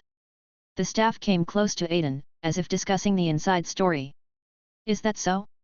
If Gringotts' business is suspended, won't we suffer heavy losses? Aiden hinted. How is that possible? Not to mention the external cash flow, the wizard's own demand for commodity exchange is not that great. The staff said indifferently. I understand. Thank you. After saying that, Aiden lifted his hypnosis and handed a document to the staff member. Give this document to your director. The staff member then took the document, touched his neck curiously, and walked towards the director's office. Inside the office, an energetic old man was reviewing the documents submitted by each member. The staff member who had just met Aiden came in and said, Director, someone has sent me a document here on an urgent basis. Who gave you the document? The director took the document and took a look at it, and came to a conclusion in his mind. Isn't it that? Huh? Who gave me the document? The staff member was a little confused. It's the Department of Mysteries. That's how they are, hiding their whereabouts all day long. The director of the animal department snorted. So director, what should we do? The worker asked cautiously. Humph, cooperate with them and hold back the goblin, damn it. The director seemed to be cursing someone, but the specific name could not be heard clearly. Meanwhile, Aiden heads to Diagon Alley to check out the situation. Gringotts in Diagon Alley has been closed, and the goblins have specially hung the reason for the suspension of production on the door of Gringotts. Goddamn Pruitt, he seized my money and arrested my people. As long as Pruitt is not eliminated, Gringotts will not be open for business. Aiden read out the banners hung by the goblins word for word, and then stood in the middle of the road and laughed. The boys' laughter like a clear spring echoed in the empty Diagon Alley, but no one looked at him. Afterwards, Aiden's figure slowly disappeared in front of Gringotts. When people looked at this place again, only a few butterflies were left flapping their wings. The next day, the suspension of Gringotts caused an uproar. Sure enough, the other ignorant wizards surrounded the Pruitt family's shop, and the silent man also took out his wand, and the two sides began to confront each other. Oh, what are you doing, guys? Aiden walked out gently from the group of butterflies, scanning the surroundings with his sharp dragon eyes. Several people in the crowd lowered their heads. He gave a look to the two dark wizards in charge of finance, and they quietly retreated. The Pruitt family must give us an explanation. The wizard who was in the front was impatient and asked immediately. The surrounding wizards also began to question, that's right, the bank is closed, who will be responsible for our losses? Everyone, please be patient and listen to me. Aiden spoke, his voice soothing the anger in the wizards' hearts like gentle rain. Everyone, please think carefully. Do I, Pruitt, have the ability to control Gringotts? Aiden paused, giving the wizards some time to think. My fellow countrymen, think about this. For thousands of years, we have handed over our economic lifeline to foreign races, and the goblins have made a lot of money by controlling the economy. Aiden mixed his own abilities into his own language, and his voice was like the tail feathers of a phoenix, gently stirring the hearts of the wizards. Now, the goblins only need a little rest to bring our society to a standstill. I want to ask you, is this right? The wizards who heard this began to clench their fists, their anger was aroused, and the will of anger created huge waves in the ocean of collective subconsciousness. Well, my fellow countrymen, can you tolerate the goblins sitting in the exquisite halls of Gringotts and easily controlling your hard-earned finances? Aiden's eyebrows were raised into a beautiful arc, and his fingers gently touched his face, like a devil tempting the world. Can you tolerate such a thing? Aiden said. No, I don't agree, take our wealth back. The angry wizards headed towards Gringotts. The cry of a phoenix was heard, and the corresponding person walked out of the fire. Isn't this a bit bad, my dear student? It seems that the matter in Gringotts has alarmed Dumbledore. Principal, do you know what these guys who only have greed in their heads want to do? Aiden handed the letter reserved by the director to Dumbledore. Dumbledore took the letter and began to read it, his eyes becoming more serious. Is the source of the information reliable? He asked. You don't trust the Department of Mysteries? Aiden asked. Well, go ahead and do it. I won't get involved this time. I'll handle the International Confederation of Wizards. After saying this, Dumbledore was taken away by the Phoenix. As soon as Dumbledore left, Mr. and Mrs. Weasley arrived. Mrs. Molly rushed over and pulled Aiden into her arms. Aiden, my child, are you okay? Let's go home. We won't get involved in this damn thing. Mrs. Molly pulled Aiden towards the fireplace without saying a word. Aiden, are you okay? I heard the goblin is having trouble with you. Do you want me to take action? Arthur also spoke, and it was the first time Aiden noticed ruthlessness in his eyes.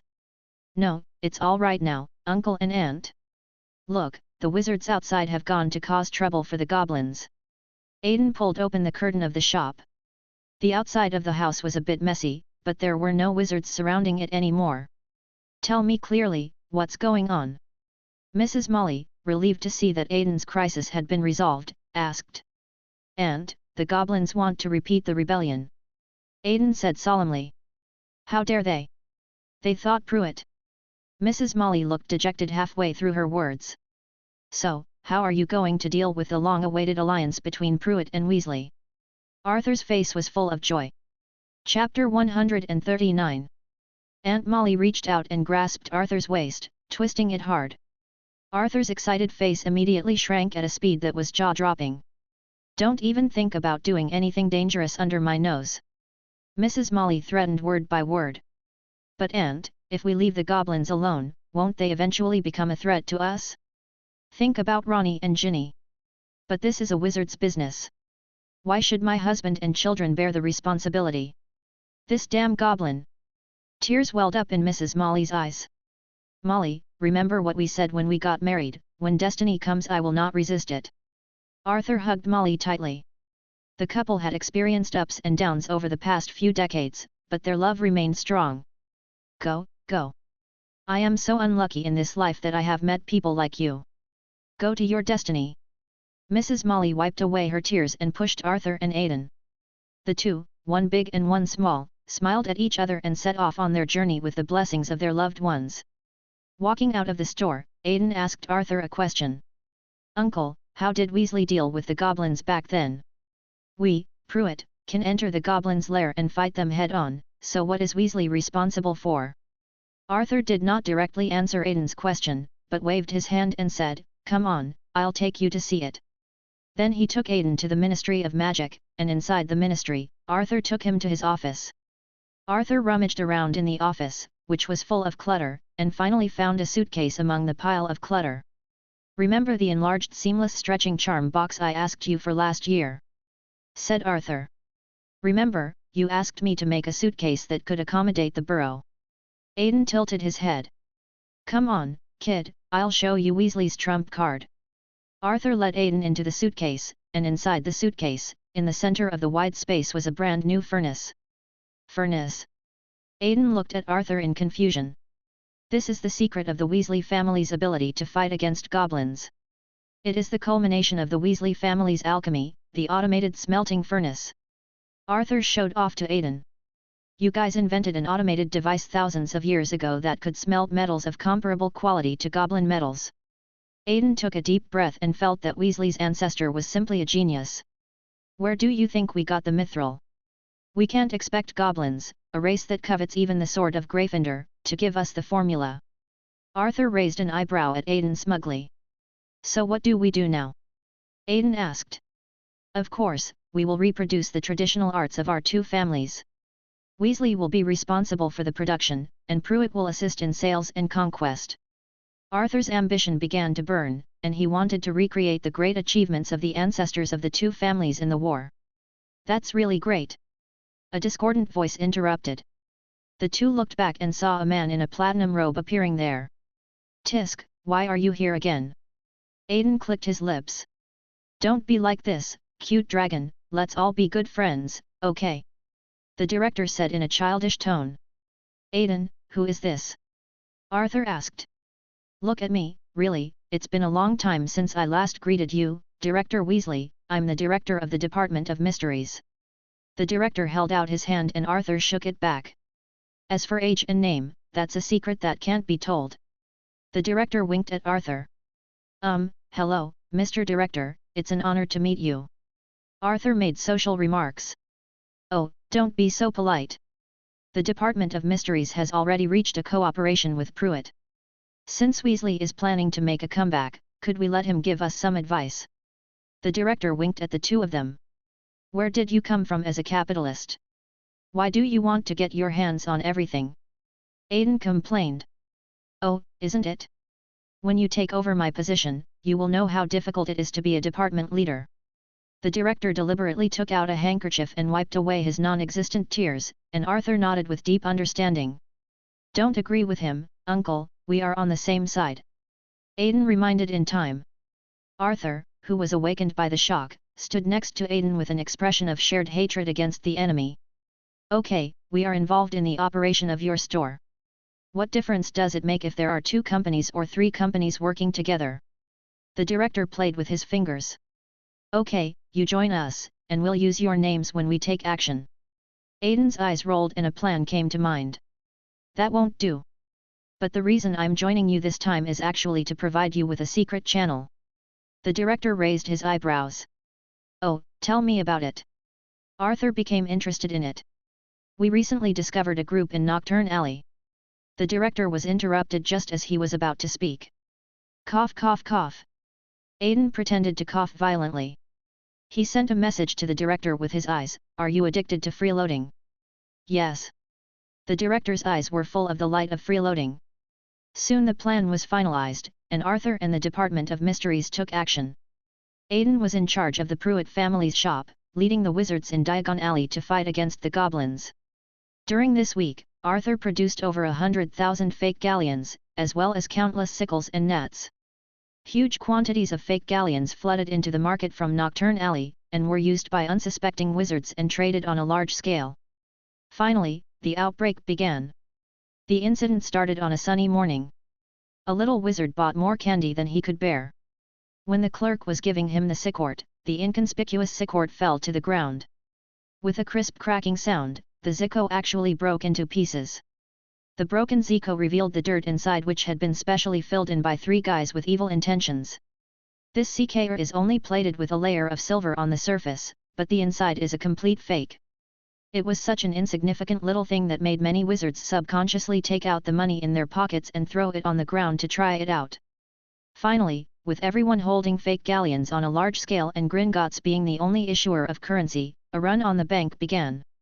A group of people rushed into Gringotts with the unknown authenticity of the galleons, and it was of no avail even though the goblins urgently closed all the business windows. The angry wizards blew open the 2 doors of Gringotts. The president of Gringotts rushed out to deal with the matter and at the same time sent out a request for help to Gringotts in other parts of the world. However, what the president waited for was not the warm support from his compatriots, but their malicious ridicule.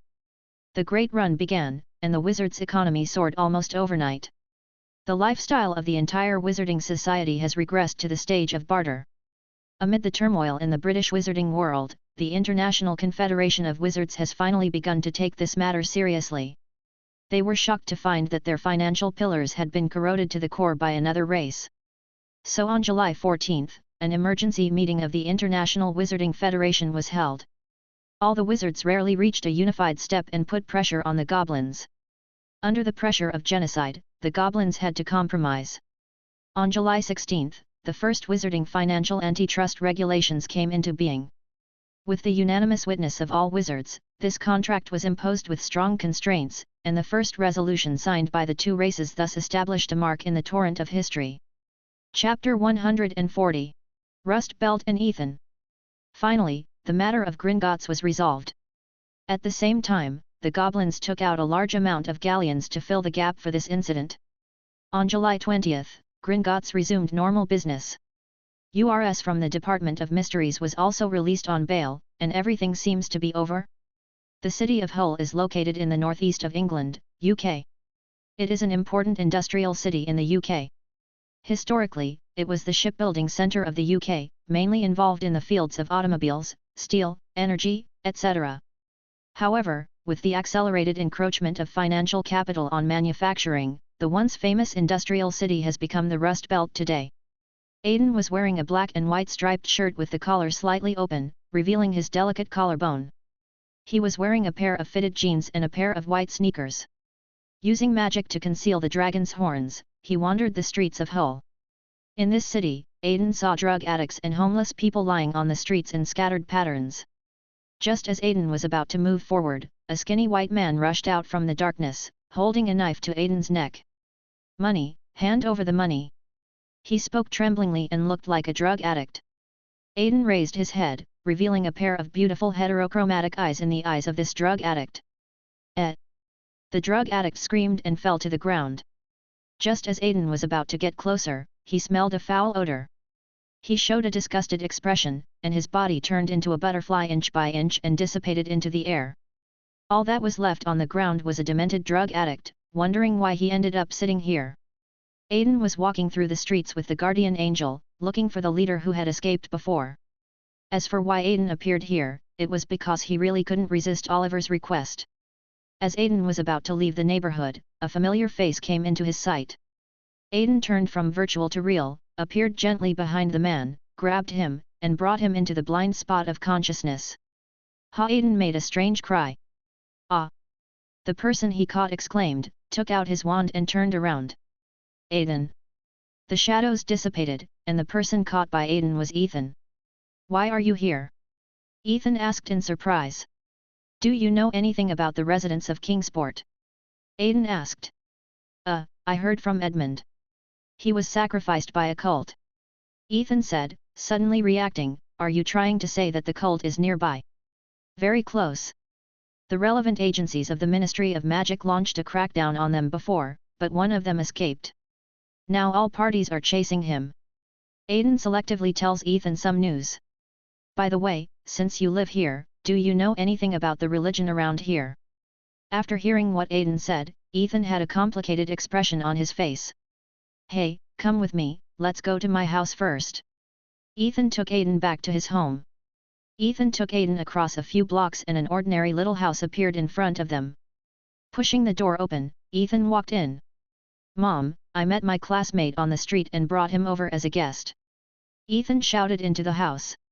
There was a sound of dishes colliding in the kitchen, and soon a housewife with ordinary looks came over. "Oh, Ethan baby, is this your classmate? He's so cute." The housewife held out her hand to Aiden and said, "Hello, I'm Ethan's mother, Renee Beckett." "Hello, Ms. Beckett." Aiden performed an ancient wizard etiquette towards Renee. "Oh my god, it seems that your classmate comes from an extraordinary family." Lenny teased Ethan. "Stay at my house tonight, Aiden. You can also ask my father anything you want to know," Ethan suggested. Since there was no leader at the moment, Aiden had no choice but to agree. At this moment, there was a flash in space, and Oliver, wearing a black and gold robe and a hood, appeared beside Aiden. "Aiden, who is this?" Ethan looked at the face under the hood and felt it was very familiar, but he couldn't remember who it was. "Well, this is the unspeakable. The source of our mission this time is the Department of Mysteries." Aiden introduced. What? Department of Mysteries. Renee suddenly became interested.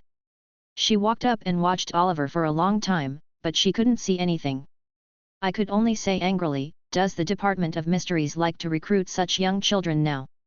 No, ma'am, the only requirement for recruitment in the Department of Mysteries is a good match, nothing else, Oliver explained mysteriously.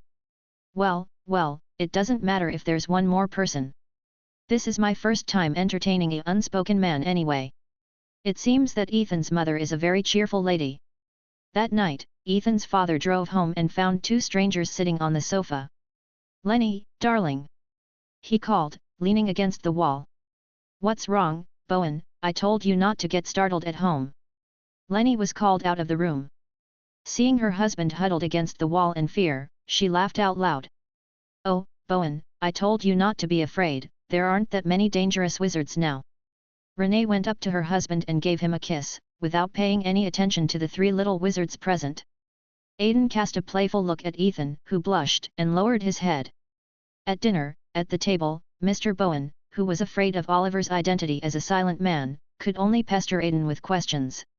Oh, kid, let's talk about what life is like as a wizard. Do you go to school on a flying carpet every day? Aiden confirmed again and again that the familiar voice was not that of his uncle, and nodded. Flying carpets were popular for a while, but were later banned by the Ministry of Magic on the grounds that they were unsafe to operate. Oh, this is really great. When I was a kid, I always dreamed of riding a flying carpet to school one day, ha ha ha. Bowen Beckett smiled cheerfully. Mr. Beckett, we have something to ask you. Aiden became serious. Oh, yes, please. Bowen picked up a sandwich and stuffed it into his mouth. Excuse me, are there any cults around here? Aiden asked. Hee, what did you say, cult? Bowen was shocked. Yes, there is a group of dangerous people related to the wizarding world who have formed a cult and are now roaming around here. Aiden's words were a mixture of truth and lies, and he always used his ability to sense Bowen. If you're talking about a new cult that has recently arrived, it might not be a big deal. But 2 years ago, there seemed to be an inexplicable wave of anti-intellectualism here. Mr. Bowen recalled and spoke. A wave of anti-intellectualism. Aiden felt that this was unusual. Yeah, you know, oh sorry I forgot you're a wizard. It's like this, as we are in the Rust Belt, after the decline of the manufacturing industry here, a large number of unemployed people have emerged. Bowen was about to ramble on, but was interrupted by Aiden. There's no need to explain this, Mr. Bowen. I know about this. I'm quite knowledgeable about muggles. Aiden pushed up his monocle, and the aura of a top student surrounded him. Mr. Bowen, who was intimidated by the aura of the academic master, seemed to click his tongue softly and continued. In short, there are a lot of drug addicts, homeless people, and criminals here. If it's a cult, they can just use some food to lure them in and form a huge force. Do you know where they are stationed? Aiden asked. Well, probably in the northern suburbs, around Pearson Park, for example. Mr. Bowen stroked his chin in thought. Oliver stood up and walked out. What is he doing? Mr. Bowen was a little confused. Well, there's something urgent at home. You guys take your time eating. I have to go see him. Also, please stay home for the next 2 days. Don't go. Aiden also stood up, and before leaving, he gave serious instructions. Chapter 141, Escape and First Fight. The northern suburbs of Hull, around Pearson Park. A little wizard in a black robe came here with a magic wand in hand. In a secluded place in Pearson Park, groups of homeless people and drug addicts knelt on the ground, seemingly praying to something unknown. Oliver's eyes turned red when he saw such a ceremony. He rushed forward and kicked down several people. The person he kicked down got up tremblingly and knelt back to his original position. Seeing that this didn't work, Oliver picked up another person. Stand still and don't kneel. Oliver put his wand against his neck viciously. But the homeless man in front of him seemed to have his soul sucked out, his eyes were dull and unable to focus. He kept chanting unknown prayers, saliva dripping from the corners of his mouth. So, what are you going to do? If you can't save him, then kill him. Butterflies were flying, and Aiden walked out from the center of the butterfly group. That's better than looking at them, Oliver's voice was a little choked. Oliver, don't project your father's affairs onto others, and don't try to be a savior. That's not the path of a human being. Feeling Aiden's sharp gaze for the first time, Oliver let go of his hand. The homeless man he grabbed fell to the ground and crawled back to his original place using his hands and feet. Well, that's a nice, touching faith, isn't it? A middle-aged male's voice came from the shadows of the woods. Aiden and Oliver looked back in the direction of the sound and saw a man in his 40s standing under a tree. Alderd Cassius Locke, advocating anti-intellectualism is unworthy of your reputation as a wise man, Aiden poked. Alderd laughed after hearing this and he took out a wand and pointed it at the two of them. How can you call the truth of the world anti-intellectualism? Look at you. Wizards, what an enviable existence. Aren't you the greatest blasphemy against so-called science? Aiden read deep malice in Alderd's voice. But what's strange is that according to Alderd's resume, he has never come into contact with any wizards. So Aiden used his ability. Who said that the existence of us wizards is not also a part of science? With such a high level of education, you must know that science is just a practical method of understanding the universe. Put away your ridiculous abilities, wizard. Look, with the Lord's gift, I can easily see the truth of this universe. Alderd's eyes were focused and crazy, staring at Aiden, staring. Then his eyes exploded. What, who the hell are you, don't come over here. Alderd sat on the ground with one hand covering his eyes, waving his starched free hand. Oh, how did that fox-eyed bastard chief let this guy get away? Aiden dissed the bastard chief in his heart. Then he prepared to go forward and capture Alderd. But when the two approached him, an accident happened. A thin black thread connected to Alderd's body, and he was sucked dry in an instant, leaving only a wreckage with all his bodily fluids drained away. Aiden immediately went forward to check, and he was surprised to find that the remains were actually those of a woman. This is interesting. Aiden touched his chin. And when Aiden was about to cleanse the memories of the believers around him and throw them back onto the streets, the black threads reappeared, draining the believers one by one. The silk thread moved very quickly, draining 2 or 3 people in the blink of an eye. Aiden struck out with his sharp sword, and the thread was cut. It seemed that some creature in the void howled in pain. Soon, the howling faded away. Escaped. Aiden thought. Oliver, tell someone to erase the memories of these people and throw them back onto the street, Aiden ordered. Then he stepped forward, used his magic wand to make the section of silk thread he had cut float up, and put it into a glass bottle. Oliver took out a small black box, opened it, took out a small piece of glass from the box and threw it on the ground. Aiden felt the crisp sound of the glass bottle breaking spread far away. Then, a large number of silent people rushed to the scene. Clear their memories, the highest level of clearing. Oliver said to everyone. The silent people received the news and took action. Soon, the ground was covered with homeless people and drug addicts with smooth brains. Under the operation of the wizards, they lined up to leave the park. Aiden returns to the Department of Mysteries with the unspeakable. The director had been waiting in the hall for a long time. So, he got away, careless dragon. The director leaned on a sofa that was specially placed here for him and arched his back. Hey, can you blame me for this? You clearly knew his abilities, so why didn't you inform me? Aiden didn't indulge the director. I didn't expect you to catch him. The director put the straw into the Coke bottle and started drinking. Then why did you inform us of this news? Aiden was a little surprised. I originally wanted to let the new cutie experience our corporate culture and give him a little pleasure of revenge. But I didn't expect that the muggle was so bold as to spy on your true nature. The director finished drinking the Coke and let out a long breath. Then may I ask what new arrangements our powerful director has made?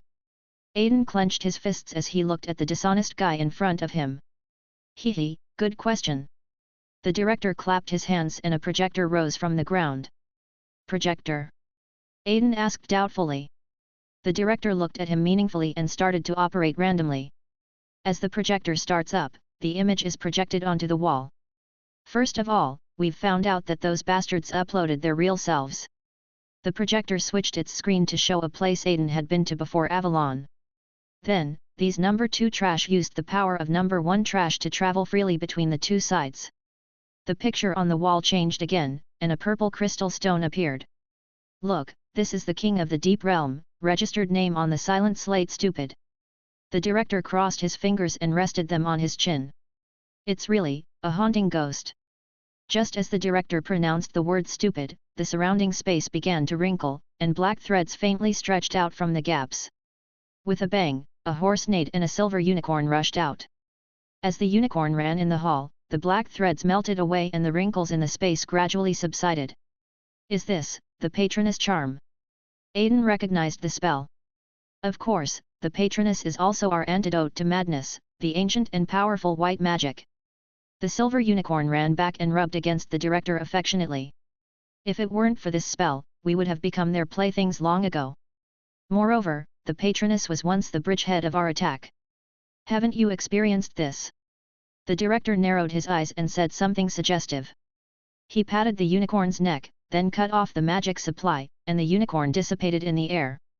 Aiden was silent for a while, then took out a bottle of silk thread from his pocket and threw it over. The director took the bottle and said, "Fresh silk thread, maybe we can research something." Then he turned and one of the doors in the hall opened, and Aiden glanced in and vaguely saw a number of brains behind them. When Aiden wanted to take a closer look, the door suddenly slammed shut. Chapter 142. Professor Flitwick arrives to help. The next day, Aiden opened his eyes in the silent man's dormitory in a daze, and a silver unicorn appeared in front of him. For some reason, Aiden always sensed playful looks from the unicorn.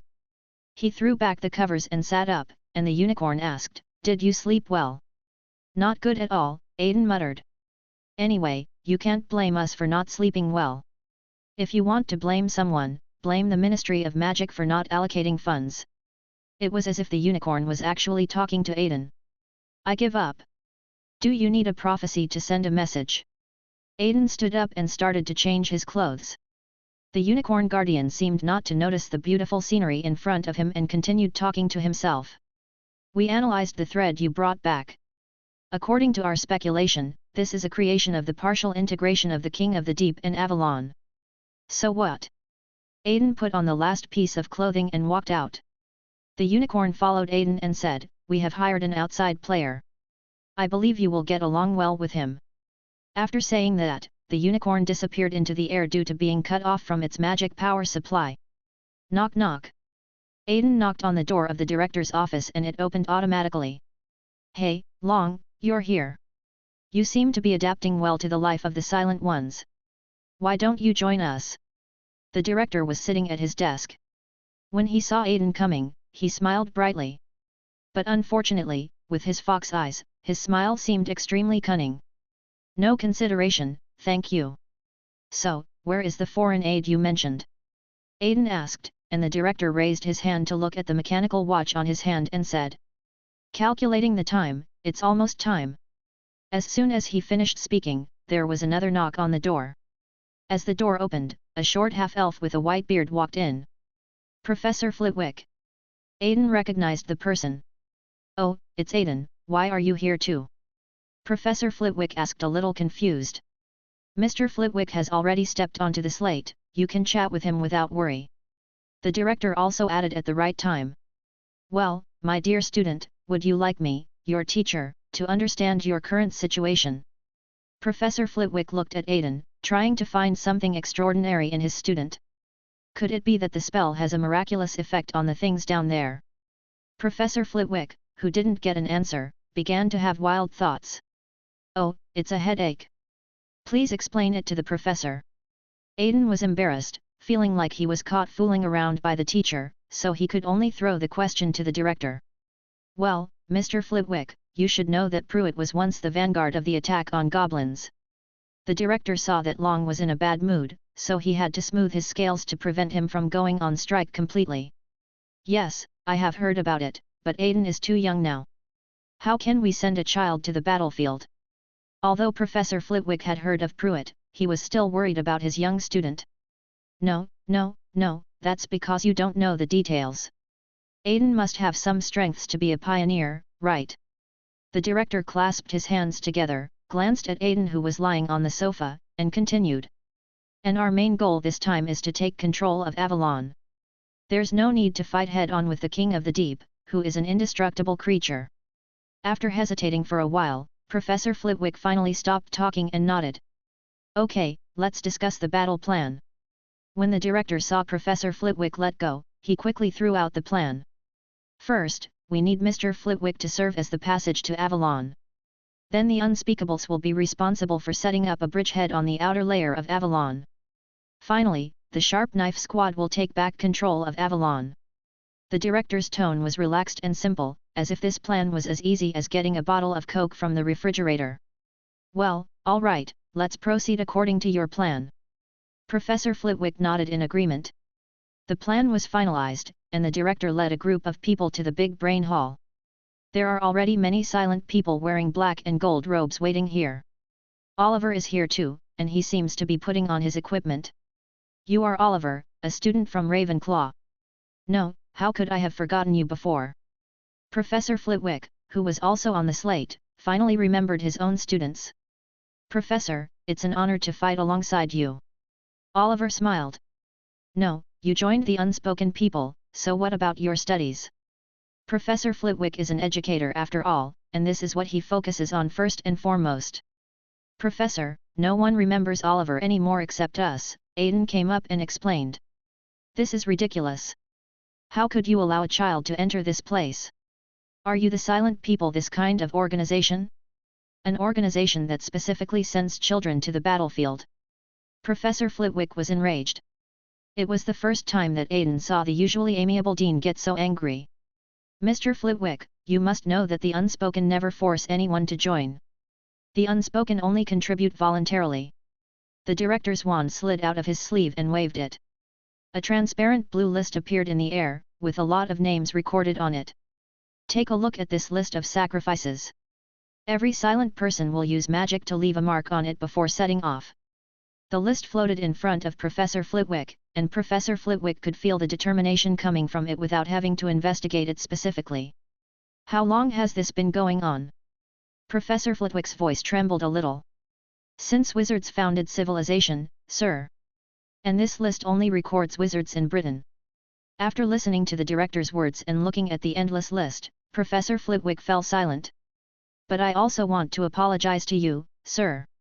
It is our incompetence that has caused your students to follow us into the battlefield. I am truly sorry. The director bowed deeply to Professor Flitwick, and the atmosphere on the scene became solemn.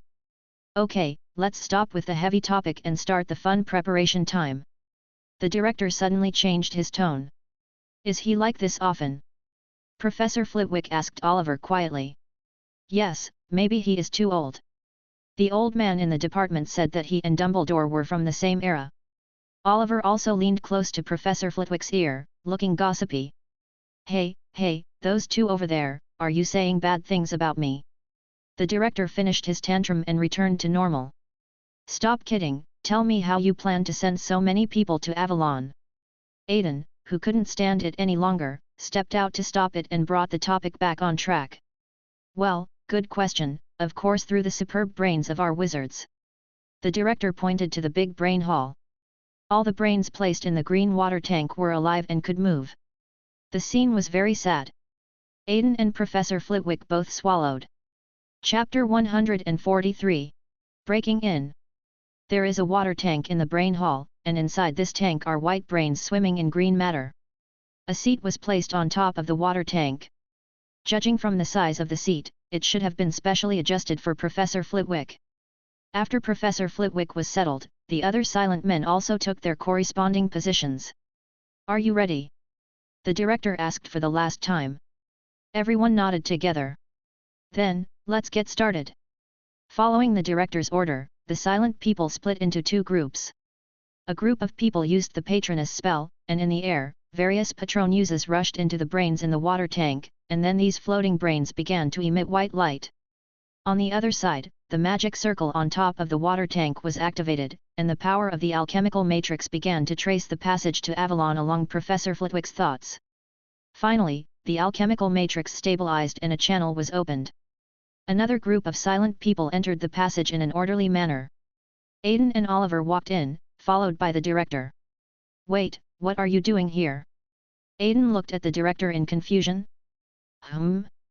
The director of the Department of Mysteries is always present when dealing with these matters. There was solemnity in the director's voice. No wonder you appeared in the deep world last time. Aiden also reacted. The Sea of Collective Subconsciousness, the paradise of fairies Avalon. This continent hidden in our consciousness is so peaceful and tranquil, but this peace is suddenly shattered by the ambitions of the residents above.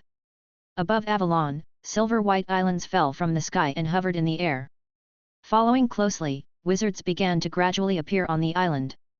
The goblins were stunned by this unexpected turn of events and quickly gathered together. Are you wizards going to go to war with us? Urs stood up again. As a goblin hardliner, this situation is a rare highlight in his life. Start a war, that's all you can say. You goblins have been raised by wizards with galleons for so many years, and you still have some fighting power. The director's face was full of malice and mockery.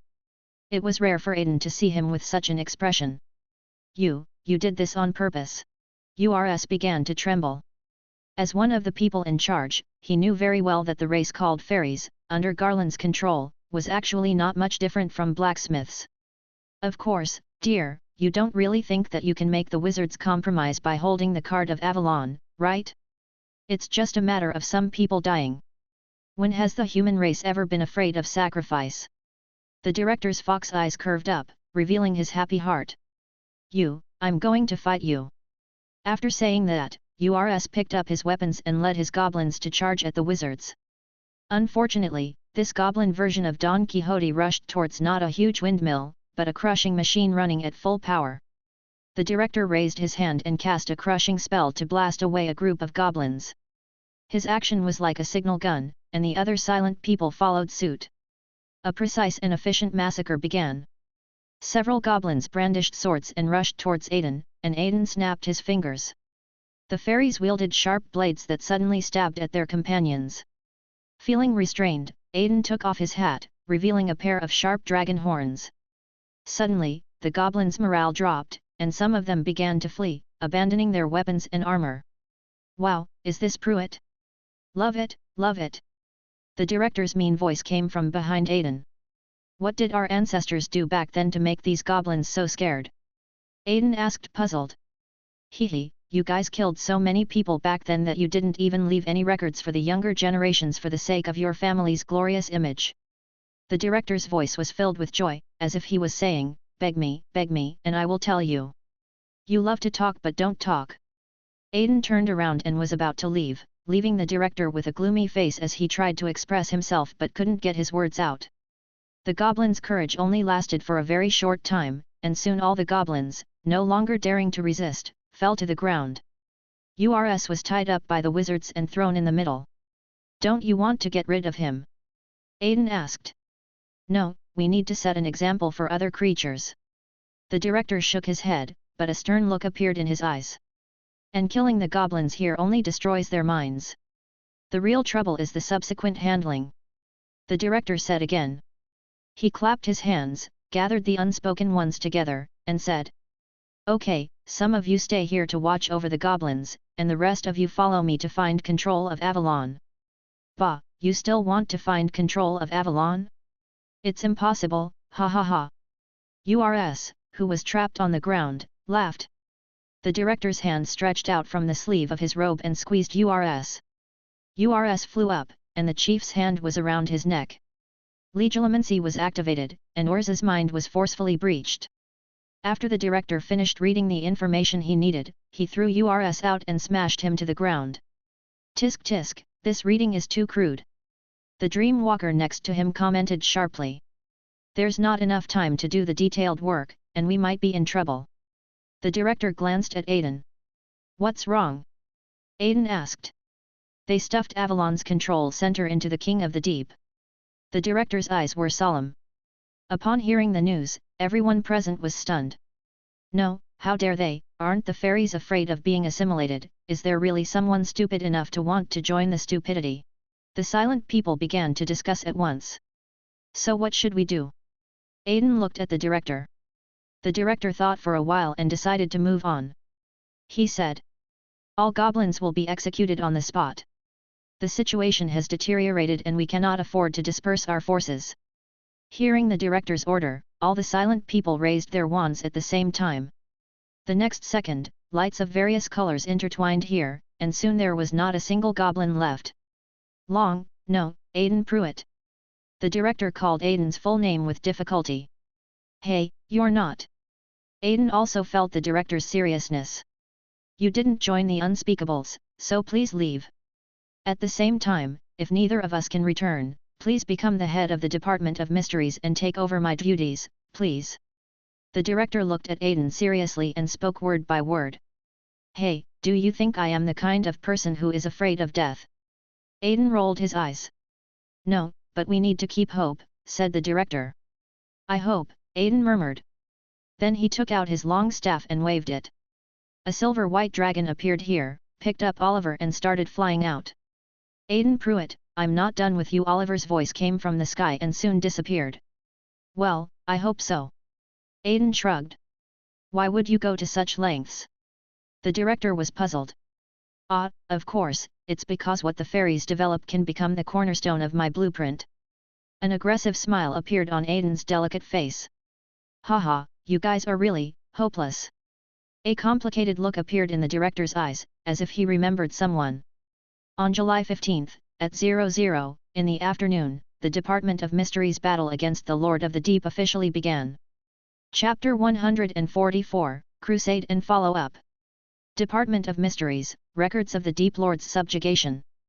At 15 hours and 1 minute, the director of the Department of Mysteries led a team into the deepest part of Avalon and officially came into contact with the King of the Deep. 15 hours 2 minutes and 4 seconds, the King of the Deep and Avalon merged, the passage to the second layer of the deep, the Sea of Embers, was opened, and the deep began to float up. 15 hours 2 minutes and 24 seconds, the Silent Man, Charles Barnett, confirmed sacrifice, the Deep World Passage has been destroyed.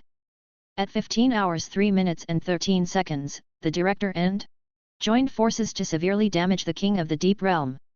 15 hours 3 minutes and 17 seconds, the rebirth of the King of the Deep is complete. 15 hours 4 minutes and 12 seconds, the Silent Man. Kiddo Alfred, sacrifice confirmed, the passage between Avalon and the real world is opened. At 15 hours 4 minutes and 35 seconds, the alchemical arcana was overloaded, successfully ejecting a large amount of matter into Avalon.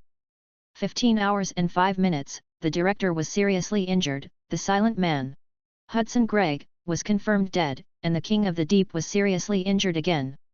15 hours 5 minutes and 20 seconds, the King of the Deep is reborn, and the alchemical secret ritual is completely destroyed.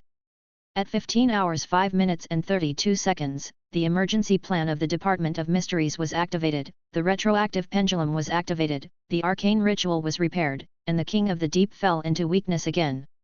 At 15 hours 5 minutes and 50 seconds, destroyed the core of the King of the Deep for the third time. The Starry Sky Hall's Starry Sky Annihilation Matrix was activated, and most of the remains of the King of the Deep were annihilated. At 15 hours 6 minutes and 20 seconds, the integration of the King of the Deep and Avalon was broken, the core had been contained, and the remaining poison, Alderd Cassius Locke, fled with the fragments of the King of the Deep. At 15 hours and 7 minutes, took out the control center of Avalon from the core of the King of the Deep, and the crusade ended. In the basement treatment room of the Department of Mysteries, the victorious group looked extremely miserable.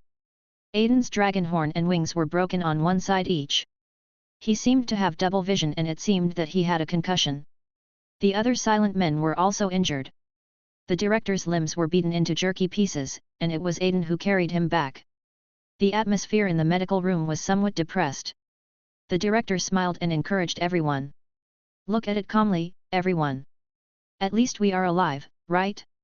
Only by living can we have a tomorrow and remember those who sacrificed. Aiden ignored the director because he had just drank the potion and was regenerating where he was left off. It felt like ants were crawling on the broken parts of the wings and horns, and it also felt like being pierced back and forth by tiny needles, causing both pain and itchiness. Aiden reached out to grab it several times, but finally held back. What about that fellow Alderd? In order to divert his attention, Aiden could only turn around and chat with the director. Well, we have already notified the people above to work with the Muggle government to hunt him down. He shouldn't be able to get far. The director wanted to scratch his face, but he had no limbs now. Well, Can you please help me scratch this itch? Thank you. The director looked at Aiden with pleading eyes. Aiden pretended not to hear and went back to sleep. The next day, Aiden woke up again, and his broken wings and horns had grown back. I got out of the bed, stretched, and felt refreshed. Then, Aiden felt a resentful gaze staring at him from the left. The director's limbs recovered very slowly, perhaps due to his age. Director, hey, stop spreading rumors about me. Seeing that this fox-eyed guy was being honest, Aiden stopped provoking him and turned away. Walking out of the ward, another more resentful gaze was licking Aiden. Aiden's neck stiffened and he knew who was coming. My dear roommate, congratulations on your recovery. Although he spoke warm words, Aiden couldn't feel any blessing from them. Oh, Oliver, are you done? Aiden gave a bright smile, trying to get away with it. Not really. The goblin incident has caused too much trouble. The Ministry of Magic will hold us accountable soon. You come with me. Oliver's deathly gaze swept over Aiden unscrupulously. Of course, of course. We are now good partners who share life and death. Aiden agreed readily. Oh, sharing life and death. Why do I remember that someone didn't seem to give me this opportunity? Oliver glared at him, and Aiden instantly behaved himself. Hey, stop messing around and come with me. Those guys upstairs are almost here. Oliver turned his head and motioned Aiden to follow. The two walked through the circular hall and came to the director's office. Not long after, the office door was kicked open and a pot-bellied man walked in. Humph, you are done for the Department of Mysteries. You actually dared to bypass the Ministry of Magic to do such a thing. I will lock you all up in Azkaban. Fudge walked in and sat on the sofa, his host's image emerging. Several orators followed behind him, and the hapless Kingsley began to roll his eyes. But you know what, it's quite interesting to see a black person roll his eyes. Aiden cast a questioning look at Kingsley, didn't you tell him about the terms? Kingsley had already given up, and gave Aiden a look that said, it's no use telling him. And Fudge, who was already impatient on the sofa, started to make a fuss. Where's your director? Why hasn't he come yet? Have you silent people ruined your brains by investigating all the time? You don't even know how to have a cup of tea.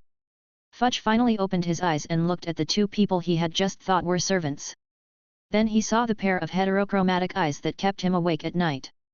Aiden, Pruitt, why are you here? Fudge asked in surprise. Who knows, maybe it's to deal with a guy whose head was licked by a troll. Oliver helped Aiden find a reason. Who are you? A mere clerk, how dare you speak rudely to me?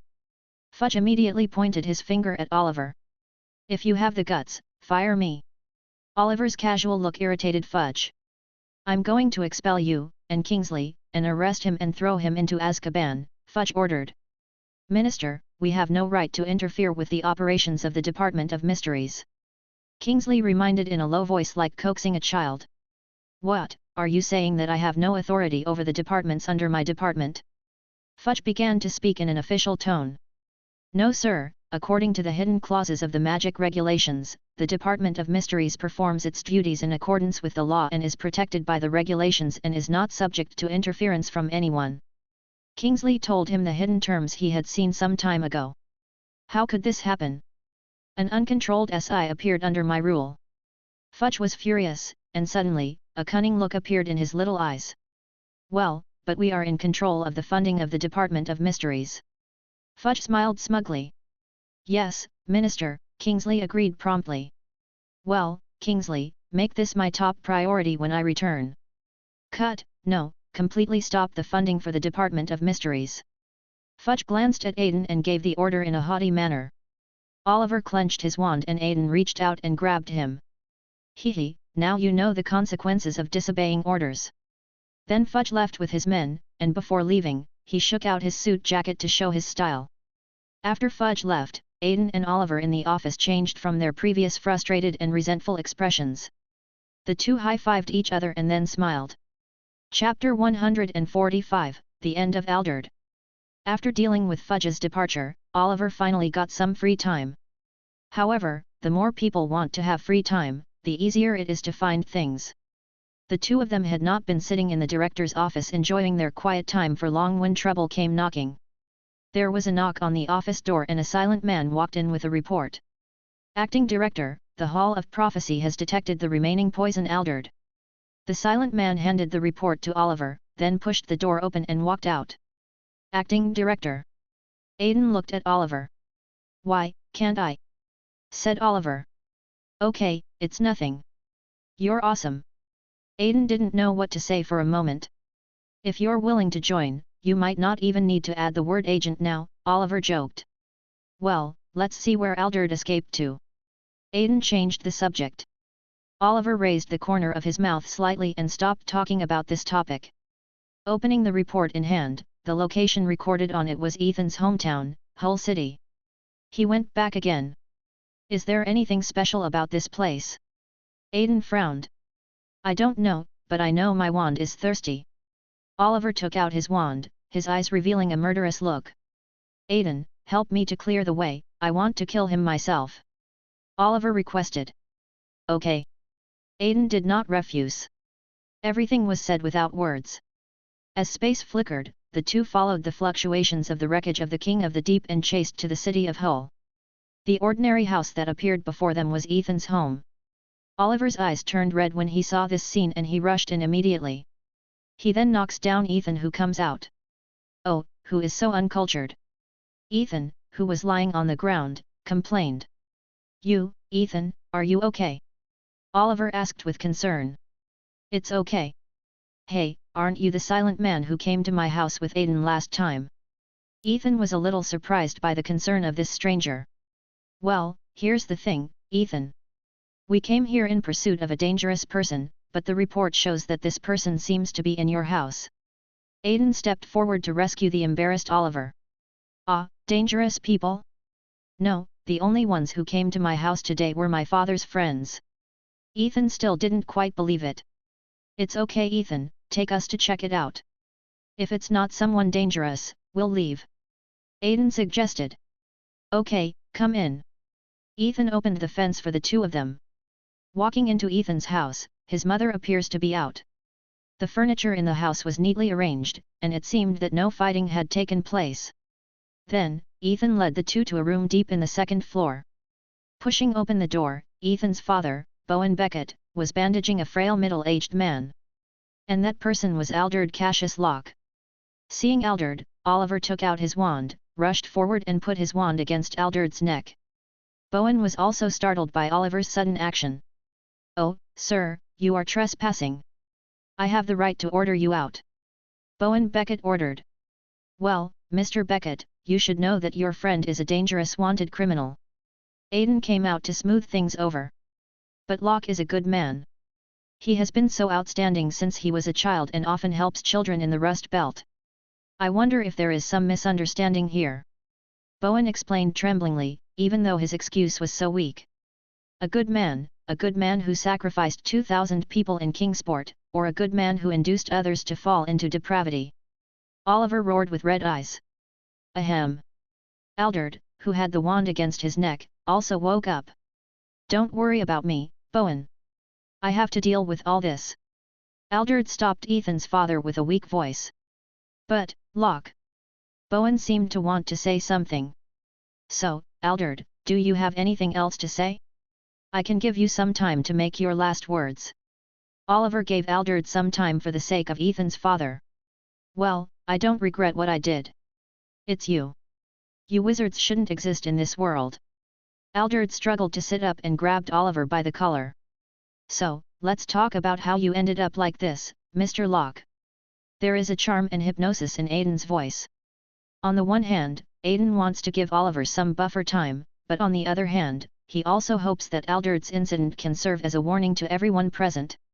"Humph, I grew up here, an orphan, and was raised by the Rust Belt. I am also the hope of this place. I was admitted to Oxford with excellent grades and became a member of Parliament. I am fighting for the interests of my fellow Rust Belt people who gave birth to me. What did I do wrong?" Alderd's voice was low at first, but slowly he began to roar. "So, that's the kind of garbage you fell for to satisfy your filthy inner lust for power," Oliver taunted. "You're talking nonsense. How can you wizards who are born with everything understand our suffering?" Veins bulged on Alderd's neck. So, what's your plan? In order to prevent the dispute from escalating, Aiden directly used hypnosis on him. Borrowing the power of the Lord, I will make everyone fall into a state of stupidity, so as to achieve the goal of re-regulating and allocating social resources. Alderd laid out his plan in full detail with a dull look on his face. Then everyone will be stupid, and civilization will stagnate, right? Aiden asked curiously. No, the Lord's power is infinite. When we can use his power to reach infinity, then this world will usher in absolute fairness. Alderd's face was full of anticipation. After a snap of his fingers, Alderd also woke up. Silly, you've been brainwashed by those things down there. No wonder I always feel that your behavior doesn't match your experience. Aiden rolled his eyes. How is it possible? How could I be brainwashed? I am 100% sure that this is my ideal. This is. As the Deep Lord's idiotic core was captured by the Department of Mysteries, his power began to be greatly reduced, and many people in the world who were influenced by him began to slowly return to normal. What am I doing? What am I doing? Finally, this poor man escaped from the control of the King of the Deep World and gained a moment of clarity. Now that things have come to this, you still want to pretend to be repentant and evade responsibility, you piece of trash. Oliver started to get angry again. No, this is my sin, I will not escape it. Alderd, who had regained consciousness, began to confess. Oliver, it's true. Give him some time to repent. Aiden said. Thank you. Also, I hid the fragments of the Deep Realm King in the home of the sponsor who supported me in the past. You should have found out the location. There are also many branches of the Council of Attendants hidden there, so be careful. After saying this, Alderd staggered to his feet, knelt on the ground, and finally made the sign of the cross on his chest. Then he looked at Oliver expectantly. When Oliver saw the look of him wishing to die, the anger in his heart gradually subsided. He looked at Alderd with complicated eyes, petrified and shattered to pieces. 2 spells flashed, and Alderd completely disappeared from the world. Oliver fell to the ground as if all his strength had been drained away, his eyes empty.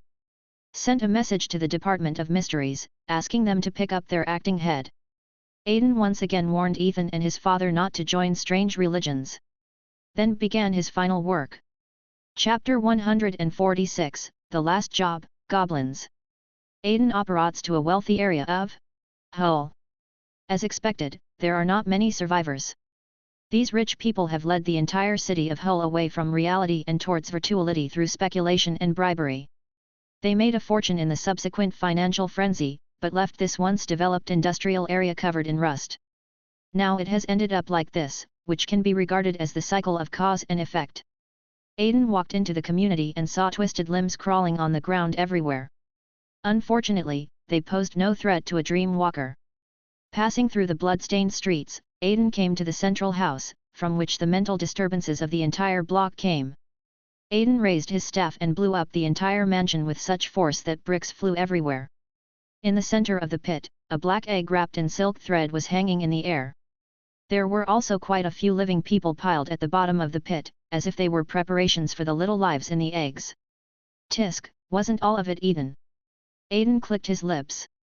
Use normal attack magic to burn all the silk threads around the egg, and the egg falls to the ground and bounces a few times. Aiden stripped the clothes off a random man and turned them into heavy lead cans. Use the levitation spell to lift the egg and place it inside. Then, Aiden disappeared in a flash.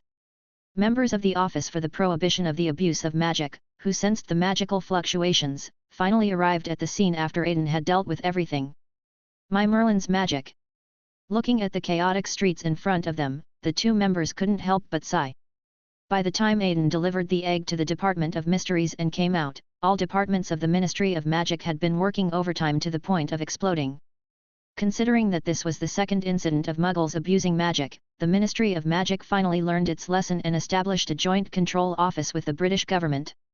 The position of head of this office was given to Arthur by Fudge with malicious intentions. This made Arthur so busy that he didn't even have time to go home. On the other hand, Aiden, free from all worries, finally returned to the burrow. The next day, Aiden woke up in his bed at the burrow. Outside, Errol chirped and flew in with a newspaper. Just as it was about to ruin Mrs. Molly's prepared breakfast, a white hand stopped it. Taking the newspaper off Errol, Aiden unfolded it and looked at it. Sure enough, the front page of the newspaper read, "Another gas explosion, is there something wrong with Britain's public service management?" After a moment of silence for the unknown gas company, Aiden enjoyed his breakfast. After eating and drinking, I went to the courtyard to digest the food. Aiden gradually felt sleepy under the warm sunlight. Summer is really a good time to sleep. Spring sleepiness, summer fatigue, autumn exhaustion, and winter hibernation. The main theme is that the 4 seasons are like a dream, right? The system bubbled up. "Oh, system, you are here. How have you handled it?" Aiden asked. "It has been handled," the system replied. Then, Aiden activated the Dream Shuttle, using the system as a passage, and came to Avalon again. During the last battle with the Lord of the Deep, the Department of Mysteries used an alchemical ritual to project a large amount of matter into Avalon. This gave Aiden the basis for the implementation of his plan, and he improved on the technology left behind by the goblins. After a year of studying alchemy, Aiden was now able to fill in plural concepts in a single rune. Fill in the runes: Ansas, for information and communication; Gibo, for exchange and generosity; Manas, for self and others; Ingwaz, for abundance and growth. Combined with the secret rituals that Aiden built on Avalon, the first Mind Cloud server was finally created. The most powerful aspect of this server is that it can provide connections for creatures without magic powers, allowing the minds of those connected to be blessed by the server, achieving a state where the mind takes precedence over the soul. In short, ordinary people connected to this computer will enjoy accelerated thinking, computing power support, and the ability to mobilize magic power. Now I can finally fulfill what I promised Filch, Aiden thought. After dealing with Avalon's affairs, Aiden returned to reality. Then he noticed that a goblin was kneeling in front of him. "Aiden! My great lord!" Although the accent was extremely strange, the goblin still spoke in human language. Hearing these words, Aiden's PTSD kicked in and he kicked the goblin away with a powerful kick. "The goblins are your believers, and you treat them like this," the system complained. "Ah!" Aiden was stunned for a moment, and suddenly remembered the group of goblins in the mountains. He apologetically helped the goblin up and cast a healing spell on him. "Oh, my lord is so merciful that he considers us so much." The goblin looked pious. "I'm sorry to do this to you, but you scared me." What do you want from me?" "Oh, I actually frightened my lord, how disrespectful." "But my lord, I came to report to you on the development of the section." The goblin patted his clothes devoutly and began to pray. "My lord, the most holy one, our footprints have spread all over the island. Can you give us instructions for the next step?" The goblins were praying and dancing at the same time, and it looked like they had tried their best to compile a prayer dance. However, this made Aiden, who was the object of prayer and the one watching the dance, extremely embarrassed. His toes were enough to dig out 3 bedrooms and a living room on the ground. Resisting the urge to run away, Aiden buried his emotions deep in his heart for the first time in a long time. "You have done very well. Next, you will join the organization I founded." Aiden waved his wand. "Radha, come here." The kitten, who was playing happily on Aiden's bed, was pulled out of the house by the spell. "Hey, shit shoveler, what are you doing?" Radha asked. Aiden ignored her and said to the goblin. "Look, this will be your leader from now on, the president of the Curly-Haired Baboon Protection Association, Radha Pruitt." Aiden lifted Radha high into the air and the goblin knelt down. "I see. Is this the angel under my lord's throne?" "I see. Angel who commands all beasts, the goblin Kikich sends you his highest regards." "Hey, shit shoveler, what is he saying? I don't understand." Radha showed human confusion. "Well, very good. Then I will issue an order. I need you to keep a close eye on an organization known as the Council of Servant." Aiden ordered the goblin. "Your will." The goblin knelt down and then left. "Radha, from now on you will be responsible for connecting with Kikich. His intelligence will be passed to you, and then you will hand it over to me," Aiden said to Radha. 5 dried fish every day. Radha raised his hind paw and scratched his ear. 5 in 3 days. Aiden bargained. "Every day." Radha turned her little head. "No, when your aunt sees how fat you are, she will definitely make you lose weight," Aiden threatened. "Oh, forget it, I'll just take the loss, 2 a day. Radha thought of Mrs. Molly and sighed. The pleasant transaction came to an end after the two people bargained. Chapter 147. Memorial Service, Departure. The next day, Aiden received an invitation from the Department of Mysteries to attend the memorial service. Aiden came to the Ministry of Magic by rubbing his hands against Arthur's fireplace, and after parting with Arthur, he came to the Department of Mysteries. In the hall of the Department of Mysteries, everyone was wearing black suits, and Aiden saw the faces of these unspoken people for the first time. The director was no exception. When he saw Aiden coming, he nodded and motioned for him to sit down. Dumbledore was the last to arrive, and including the outsiders he invited to the memorial service at the Department of Mysteries, there were only 2 others. The director walked to the middle of the hall and spoke in a hoarse voice. Today, we gather here to remember our fallen comrades. May they have smooth sailing on their journey ahead. The director's hoarse voice echoed in the hall, and he recited the name of each sacrifice at the top of his lungs. The silent people are not silent, and even the bodies of the silent people who died in Avalon cannot be returned. All the remaining people can do is just remember their names. Aiden didn't listen to the rest of the statement as he fell into a trance. In confusion, Aiden felt someone touch his shoulder. Turning back, it was Dumbledore. Don't be too sad. I believe these unspoken are ready to embark on new adventures. Dumbledore comforted. But Professor, they didn't leave anything behind, and I didn't get to know any of them. These people who should have been surrounded by flowers and praises just disappeared in obscurity. Aiden was a little depressed. So this is the meaning of the existence of the Silent Slate. One day, when we defeat the enemy, the people recorded on the slate will receive the honor they deserve. A hint of nostalgia appeared in Dumbledore's eyes. But it's too late, Professor. Aiden waved his hand and turned away. Some time had passed since the memorial service at the Department of Mysteries, and Arthur's hard work finally paid off. Haha, kids, I got a raise. Arthur rushed into the room happily and hugged Mrs. Molly.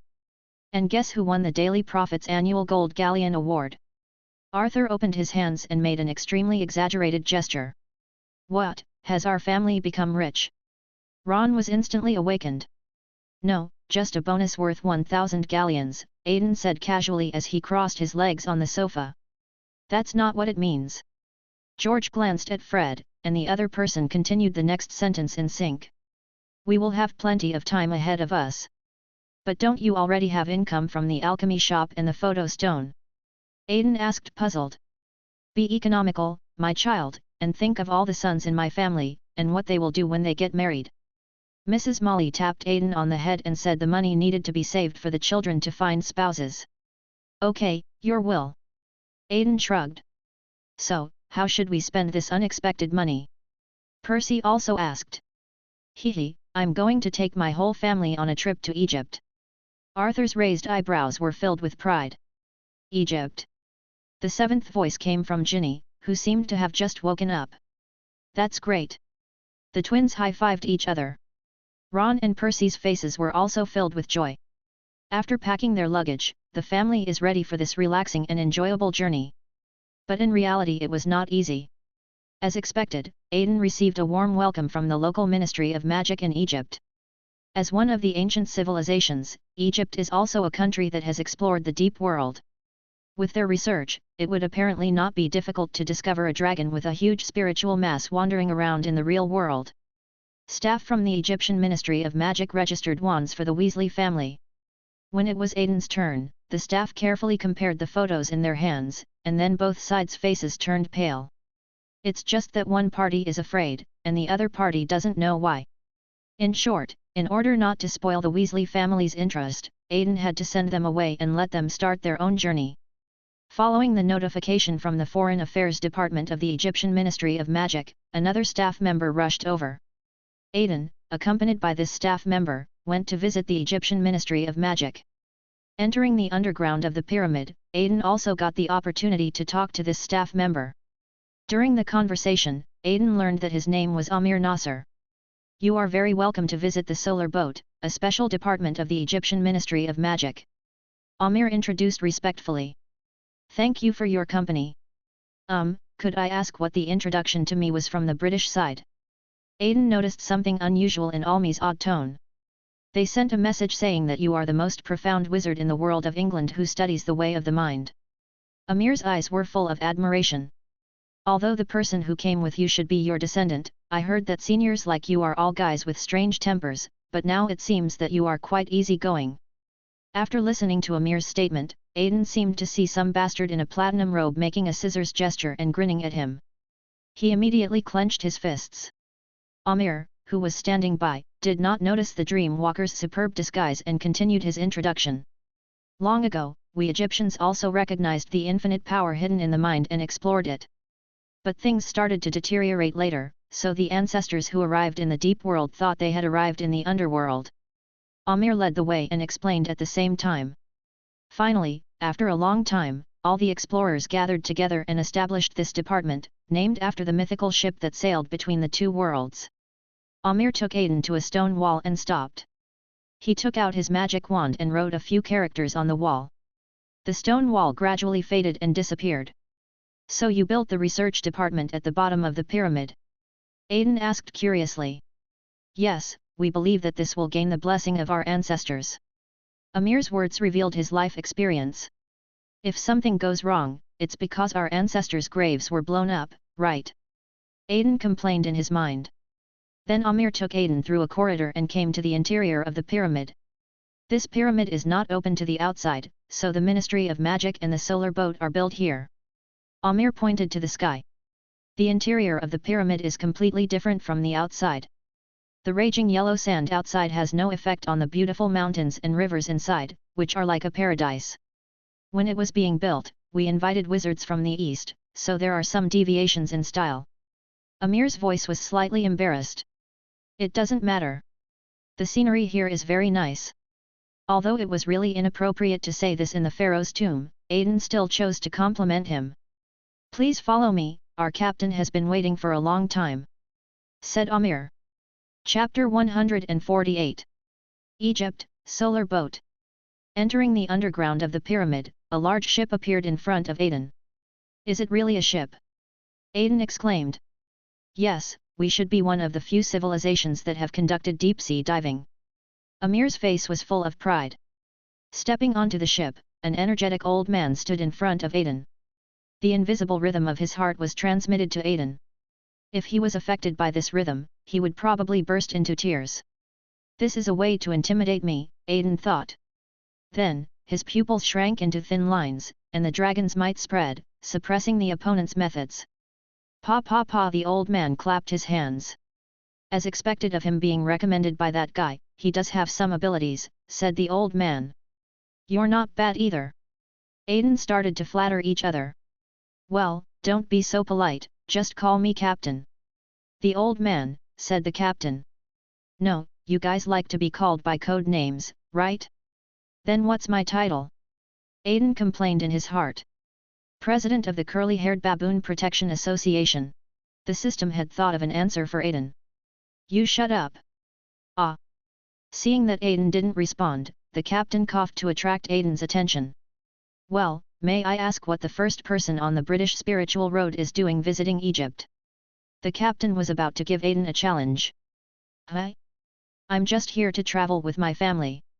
Aiden looked confused. Don't you have something important to communicate? Now it was the captain's turn to be dumbfounded. Yes, Captain, this gentleman brought his descendants to visit our country. The procedures are all formal and complete. It seems that they are here for tourism. Amir also echoed. Are you really here to have fun? The captain still had some doubts. Okay, don't guess anymore, it's just a normal trip for my family who won the prize. And Amir, can you please stop saying the word descendant? I'm only 12 years old. Aiden shook his head and said. But this time it was Amir's turn to be stunned. 10, 12 years old. Amir was hit hard in the heart and could not get up again. Am I worse than a child? Hey, don't look like a loser. If you are not as skilled as others, then try to catch up.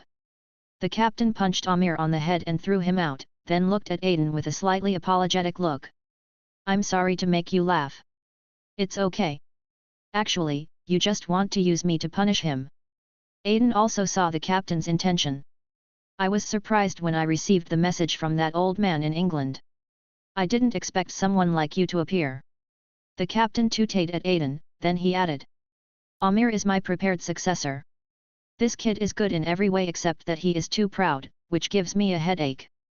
It just so happens that the old guy sent a message saying that you are coming, so I will use your name to give him a warning. The captain gave a wicked smile, and Aiden seemed to see the shadow of the director in him. You old seniors are really mean-spirited. Aiden stuck out his tongue slightly. It's just right that you came to visit me. Please tell me about the two major events in England recently. The captain put away his joking look and said seriously. It's the king of the deep realm. They have been dishonest recently and have extended their hands to ordinary people, causing two tragedies. Aiden explained. When the captain heard Aiden's name, he looked at him meaningfully. I have a question that I wonder if you can answer. The captain stared at Aiden. That's fine, Aiden agreed. Why you? No, the question should be why it happened in England. The captain asked Aiden. Because we have a genius here who is caught up in a prophecy. Aiden rolled his eyes. Aren't there many geniuses who have been swept up in prophecies? Or is it that the one who can be swept up in prophecies is not a genius? The captain was puzzled. But what if this genius goes astray and intends to change the world in his own way? Aiden asked. That's really horrible. The captain shook his head angrily. Okay, thank you very much for telling me the truth.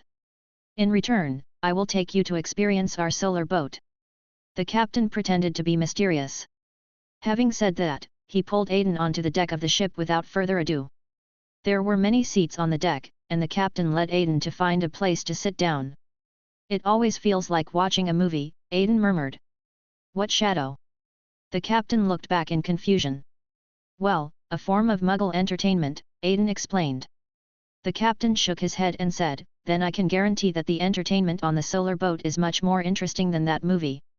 As he finished speaking, the surrounding wizards started the solar boat, and the giant ship took Aiden into the sea of collective subconsciousness. The wizard's mind navigation technology is completely different from Aiden's. Aiden is an elf who transforms his entire body into a dream, and finally dives into the island of individual consciousness. When he becomes powerful in the future, he will be able to sail in the sea. But wizards are different. They rely on the omnipotent power of magic to forcibly change the nature of the ship itself, turning the ship from material to conceptual, carrying wizards to explore the ocean of thinking. If we must compare the two methods, it would probably be a comparison between individual strength and collective synergy. No wonder Professor McGonagall said transfiguration is the magic closest to the heart. Aiden exclaimed in admiration as he watched the solar boat constantly correct its own concepts in its voyage. Not only that, the materials of this ship itself are also extremely rare. Said the captain. Oh, what material is it? Aiden asked curiously. Wizard. The word flowed out of the captain's mouth, and the surroundings became extremely cold. Aiden took out his wand and prepared for battle. Ha, I guess you're scared. The captain's tone changed. This familiar bastard feeling, are you the one typing this? You're the one typing this. The main body of this ship is made possible thanks to the wizards who sacrificed their lives in the past. They dedicated their souls and bodies to this ship. It took many years to create this miracle. The captain's tone was full of admiration for his predecessors, and Aiden put away his wand. After a while, the ship arrived at its destination, the second layer of the abyss, the Sea of Embers. This deep world was turbulent some time ago, but I don't know why it has suddenly become calm recently. Do you have any clue? Asked the captain. Well, maybe it's because human thinking has been liberated and the power of stupidity has greatly declined. Aiden was talking nonsense. Hi, cunning boy. The captain snorted and didn't ask any more questions. The boat started moving again and the surrounding reefs were smashed by the boat. Isn't this a wooden product? How could it just be run over? Aiden said in disbelief. No, the structure of this ship has been changed, so strictly speaking it is no longer a wooden product, the director corrected. The solar boat carried a group of people sailing on the second layer of the deep world. Along the way, Aiden observed many scenes that he had never seen in the human world, and also gained new insights into the environment of the deep world. No wonder the Egyptians were so profound in their exploration of the soul. Aiden touched the railing of the boat. All countries that can become ancient civilizations are like this. The captain raised his eyebrows with pride on his face. Since a certain king of the deep world has been imprisoned in the brain hall, this journey to the deep world is very smooth. After returning to the real world, Aiden bid farewell to the Egyptian Ministry of Magic and set out to meet the Weasley family. Chapter 149. Stolen, Teasing. Aiden came out of the pyramid and followed the flow of magic to find Mrs. Molly. Aiden, you're released. Mrs. Molly said happily. And, don't make it sound like I'm going to jail. There are other people too, Aiden corrected. They've gone to find the photographer, I'll wait here for them to come back, Mrs. Molly replied. Not long after, Arthur came over with his noisy family. Aiden, have you been released? Arthur asked. This sentence seems a little familiar, but I really didn't go to jail. A black line fell on Aiden's forehead. Never mind, you're back just in time, let's take a photo together, said Mr. Weasley. The family quickly stood up, and Ron was tickled by George and Fred, causing Scabbers to run out of his pocket. Thus, the image of a fat rat was recorded in the newspaper. After taking the photos, the family went to Cairo for sightseeing. Ron and the twins want to go to the magic fair and bring some gifts for their friends. Aiden wanted to go for a stroll in the city of Cairo. So everyone parted ways and agreed to meet at the entrance of Khan el-Khalili Bazaar in Cairo. Aiden strolled through this ancient city, which is known as the City of a Thousand Minaret, the heart of Egypt and the intersection of history and culture in the Middle East. Cairo's neighborhoods are a mix of ancient mosques and skyscrapers, where the past and the present seem to intersect. The colorful stalls exude the aroma of spices, and the vendors shout enthusiastically. Suddenly, a thin figure bumped into Aiden. He looked like he was less than 10 years old. He apologized to Aiden and quickly ran off. A smile appeared on Aiden's delicate face. He opened his jacket pocket and found that the wand hidden in the lining was gone. This kid is amazing! Aiden exclaimed. Didn't you deliberately let him steal it? The system complained. Let's go and see. Although it's useless for ordinary people to hold the magic wand, don't let him break my wand. Aiden said to himself. On the other side, the child who stole Aiden's wand ran into a slum. A girl about his age was waiting for him in the slum. Amin, you stole things again. The girl grabbed Amin's ear angrily and scolded him. Nura, let me go. Those tourists are so rich. What's wrong with taking something from them? Just think of it as robbing the rich to help the poor. Amin struggled and Nura sighed. So what did you get? Nura asked. Tisk, I don't know, a broken wooden stick. He looks rich in his clothes, but this is all he has in his pocket. Amin waved his wand casually, and suddenly a beam of fire flew out from the tip of the wand. The two were stunned for a moment, and Amin let go of the wand and it fell to the ground. The dragon who was hiding in his consciousness nearby felt his heart tighten when he saw this scene. At the same time, he took action to smooth out the disturbance of magic power to prevent the Egyptian Ministry of Magic from following the clues and coming over. Then Nura also picked up the little wooden stick and waved it, and a breeze blew up from the ground. Do these two children have magical talents? Aiden stroked his chin. They are about your age, the system reminded. If you are younger than me, you are just a child. What's wrong with that? Is there any problem? Aiden replied contemptuously, and the system fell silent.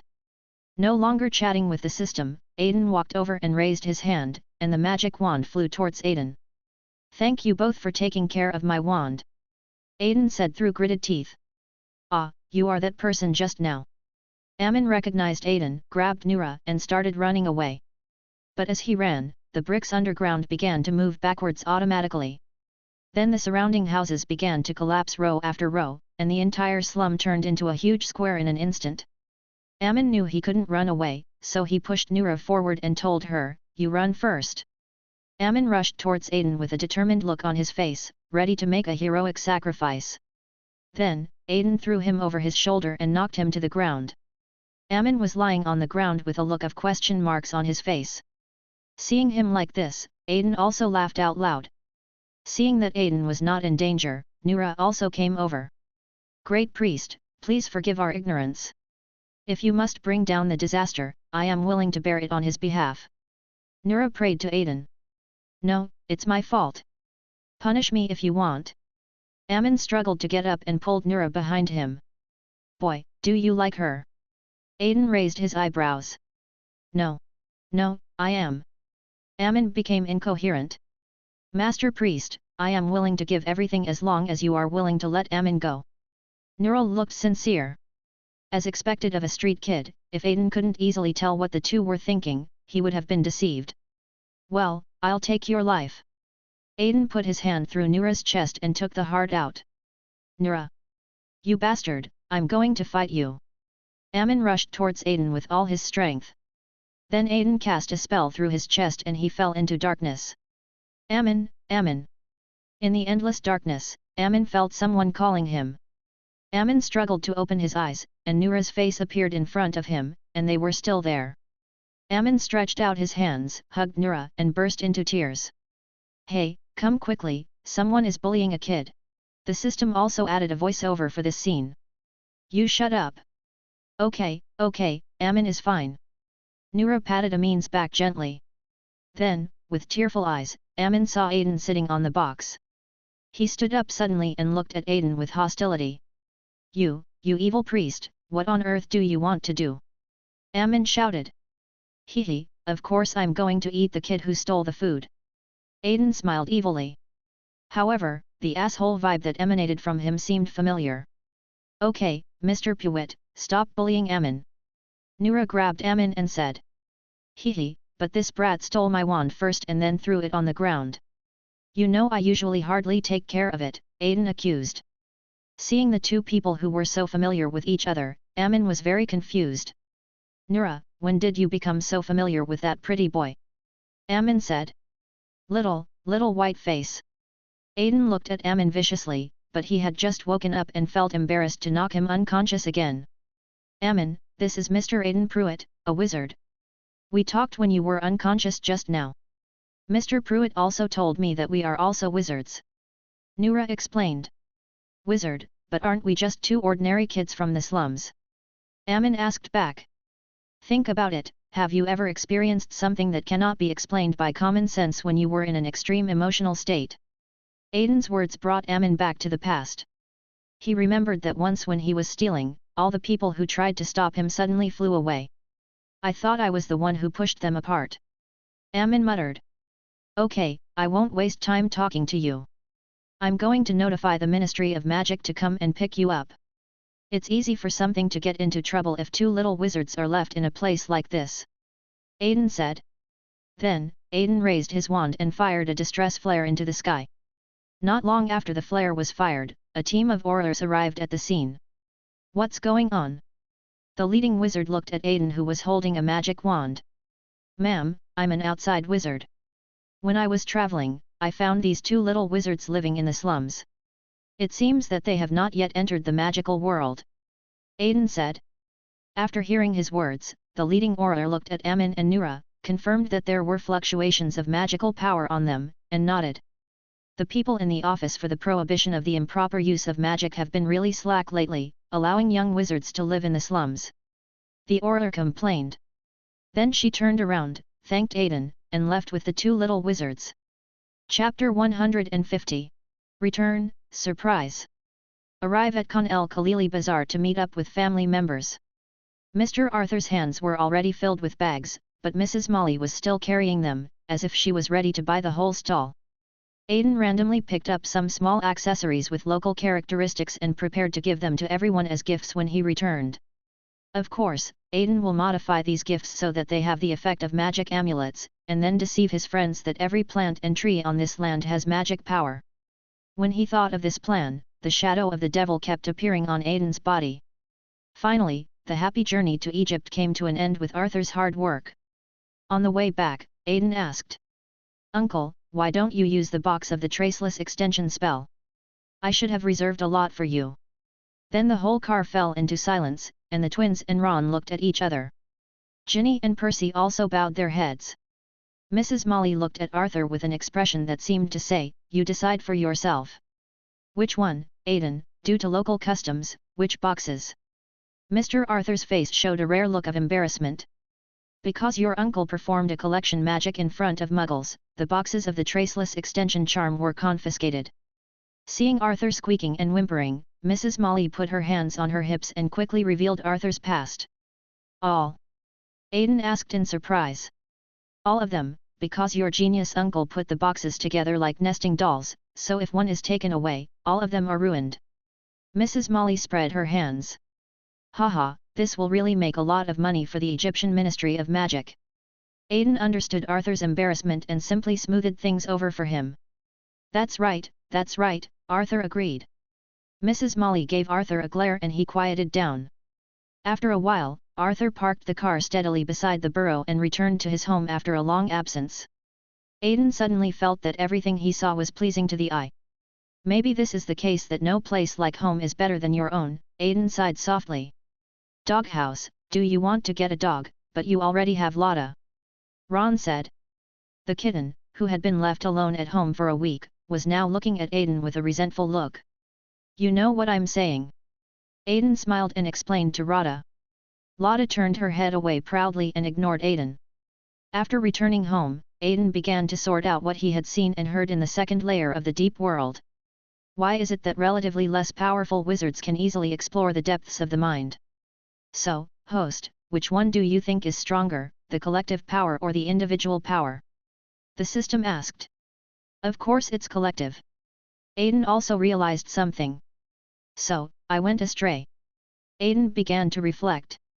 The host is more using the power of the dream walker rather than acting. The system reminded. But isn't this stage of being a dream walker just about me traveling through and observing dreams? Aiden asked in return. After traveling through the dream, are you just going to watch? Do you really want to be a spectator outside of history? Said the system. You mean I lack guidance? Aiden also understood. Boy, you are not that stupid. The Mind Cloud server project is doing very well. Once this project is officially put into use, your acting progress will soar. The system dived after saying this, leaving Aiden alone to think. The next day, Arthur She sent a letter to Aiden, inviting him to visit the Greengrass family. After greeting Mrs. Molly, Aiden was taken to the Greengrass family's castle by Xiao Te. It was Arthurai who came to greet Aiden, and it seemed that the others were not here. Aiden, I'm going to take you to see something good. Arthur Sai said mysteriously. Arthur She pulled Aiden to a basement. She walked in first, and Aiden followed closely behind. He pulled out his wand and used a flash spell to illuminate the dark basement. There was a strong smell of steel all around, and it was obviously an arms room. Every wall of the basement was filled with guns, and there was even a tank in the middle. Athisi exuded a sense of pride, as if to say, Davarich, look, Babisha. Arthurai, where did you get these things? Aiden was stunned. Didn't a Muggle country disintegrate before? Recently, the market has been full of their people selling these. I bought it from a wizard from the Russian Federation. Arthur raised his eyebrows proudly. But, Arthurai, it is illegal to possess these things. Aiden's surprise finally broke out today. Didn't you tell me that it would be fine as long as the ownership is not in your hands? Arthurai thought Aiden was making a fuss out of nothing. Oops, I'm on the road. Aiden was speechless. Okay, forget about that. Help me modify these weapons. Muggle stuff is useless. This thing called bullets will be used up very quickly. Arthuri muttered. No, Arthursai, what on earth do you want to do with so many arms? Aiden was a little confused. For the purpose of arming, let me tell you, I have developed a group of subordinates among the Muggles. Now, I have controlled a big gang in London through arms to work for me. Arthur She looked excited. Great, great, if you give this girl some time, she will be able to help you sit on the throne of England, the system exclaimed. That's not the problem. Her mobility is too high. How can I put the brakes on her? Aiden asked the system.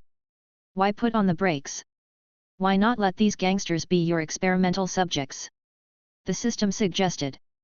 Well, it seems that what you said is feasible. Aiden suddenly realized. So? Fuck. Aiden had a plan in mind and said to Arthur.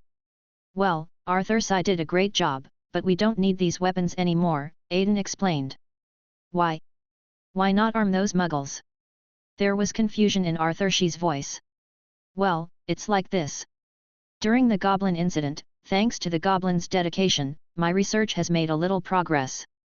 Aiden raised his hand and rubbed his thumb and index finger together. So? Arthur tilted his head. So, we probably now have the technology to turn ordinary people into wizards. Aiden dropped the bombshell. In our hands. Arthur, she was so shocked that she was incoherent, and Aiden nodded seriously. The next moment, Arthur's eye regained her composure thanks to the mind reader's ability. In this way, my previous plan will be overturned. Arthur held his chin and thought. May I have the honor of knowing your plan? Aiden asked cautiously. I originally planned to manufacture guns with unlimited ammunition to arm the gangs and then control the grey business. We will raise a lot of Muggle funds to bribe their politicians, and finally make the policies lean towards us, and start top-down reforms. Arthur laid out his plan in full, and Aiden swallowed. Now that you already have this technology, I'd better follow your arrangements, said Arthur. How about this? Our plan will proceed on 2 tracks, and you should not stop there either. At the same time, I will hand over a team of dark wizards in Diagon Alley to you, who will be responsible for your safety and also for teaching the Transformers magic. At the same time, make some minor revisions to your plan, bribe politicians and induce them to convert, and when everything is completed, start the magic transformation of the entire population. After listening, Arthur nodded. Just like that, a plan that changed the development of the world was finalized under the indifferent gaze of the 2 audience members.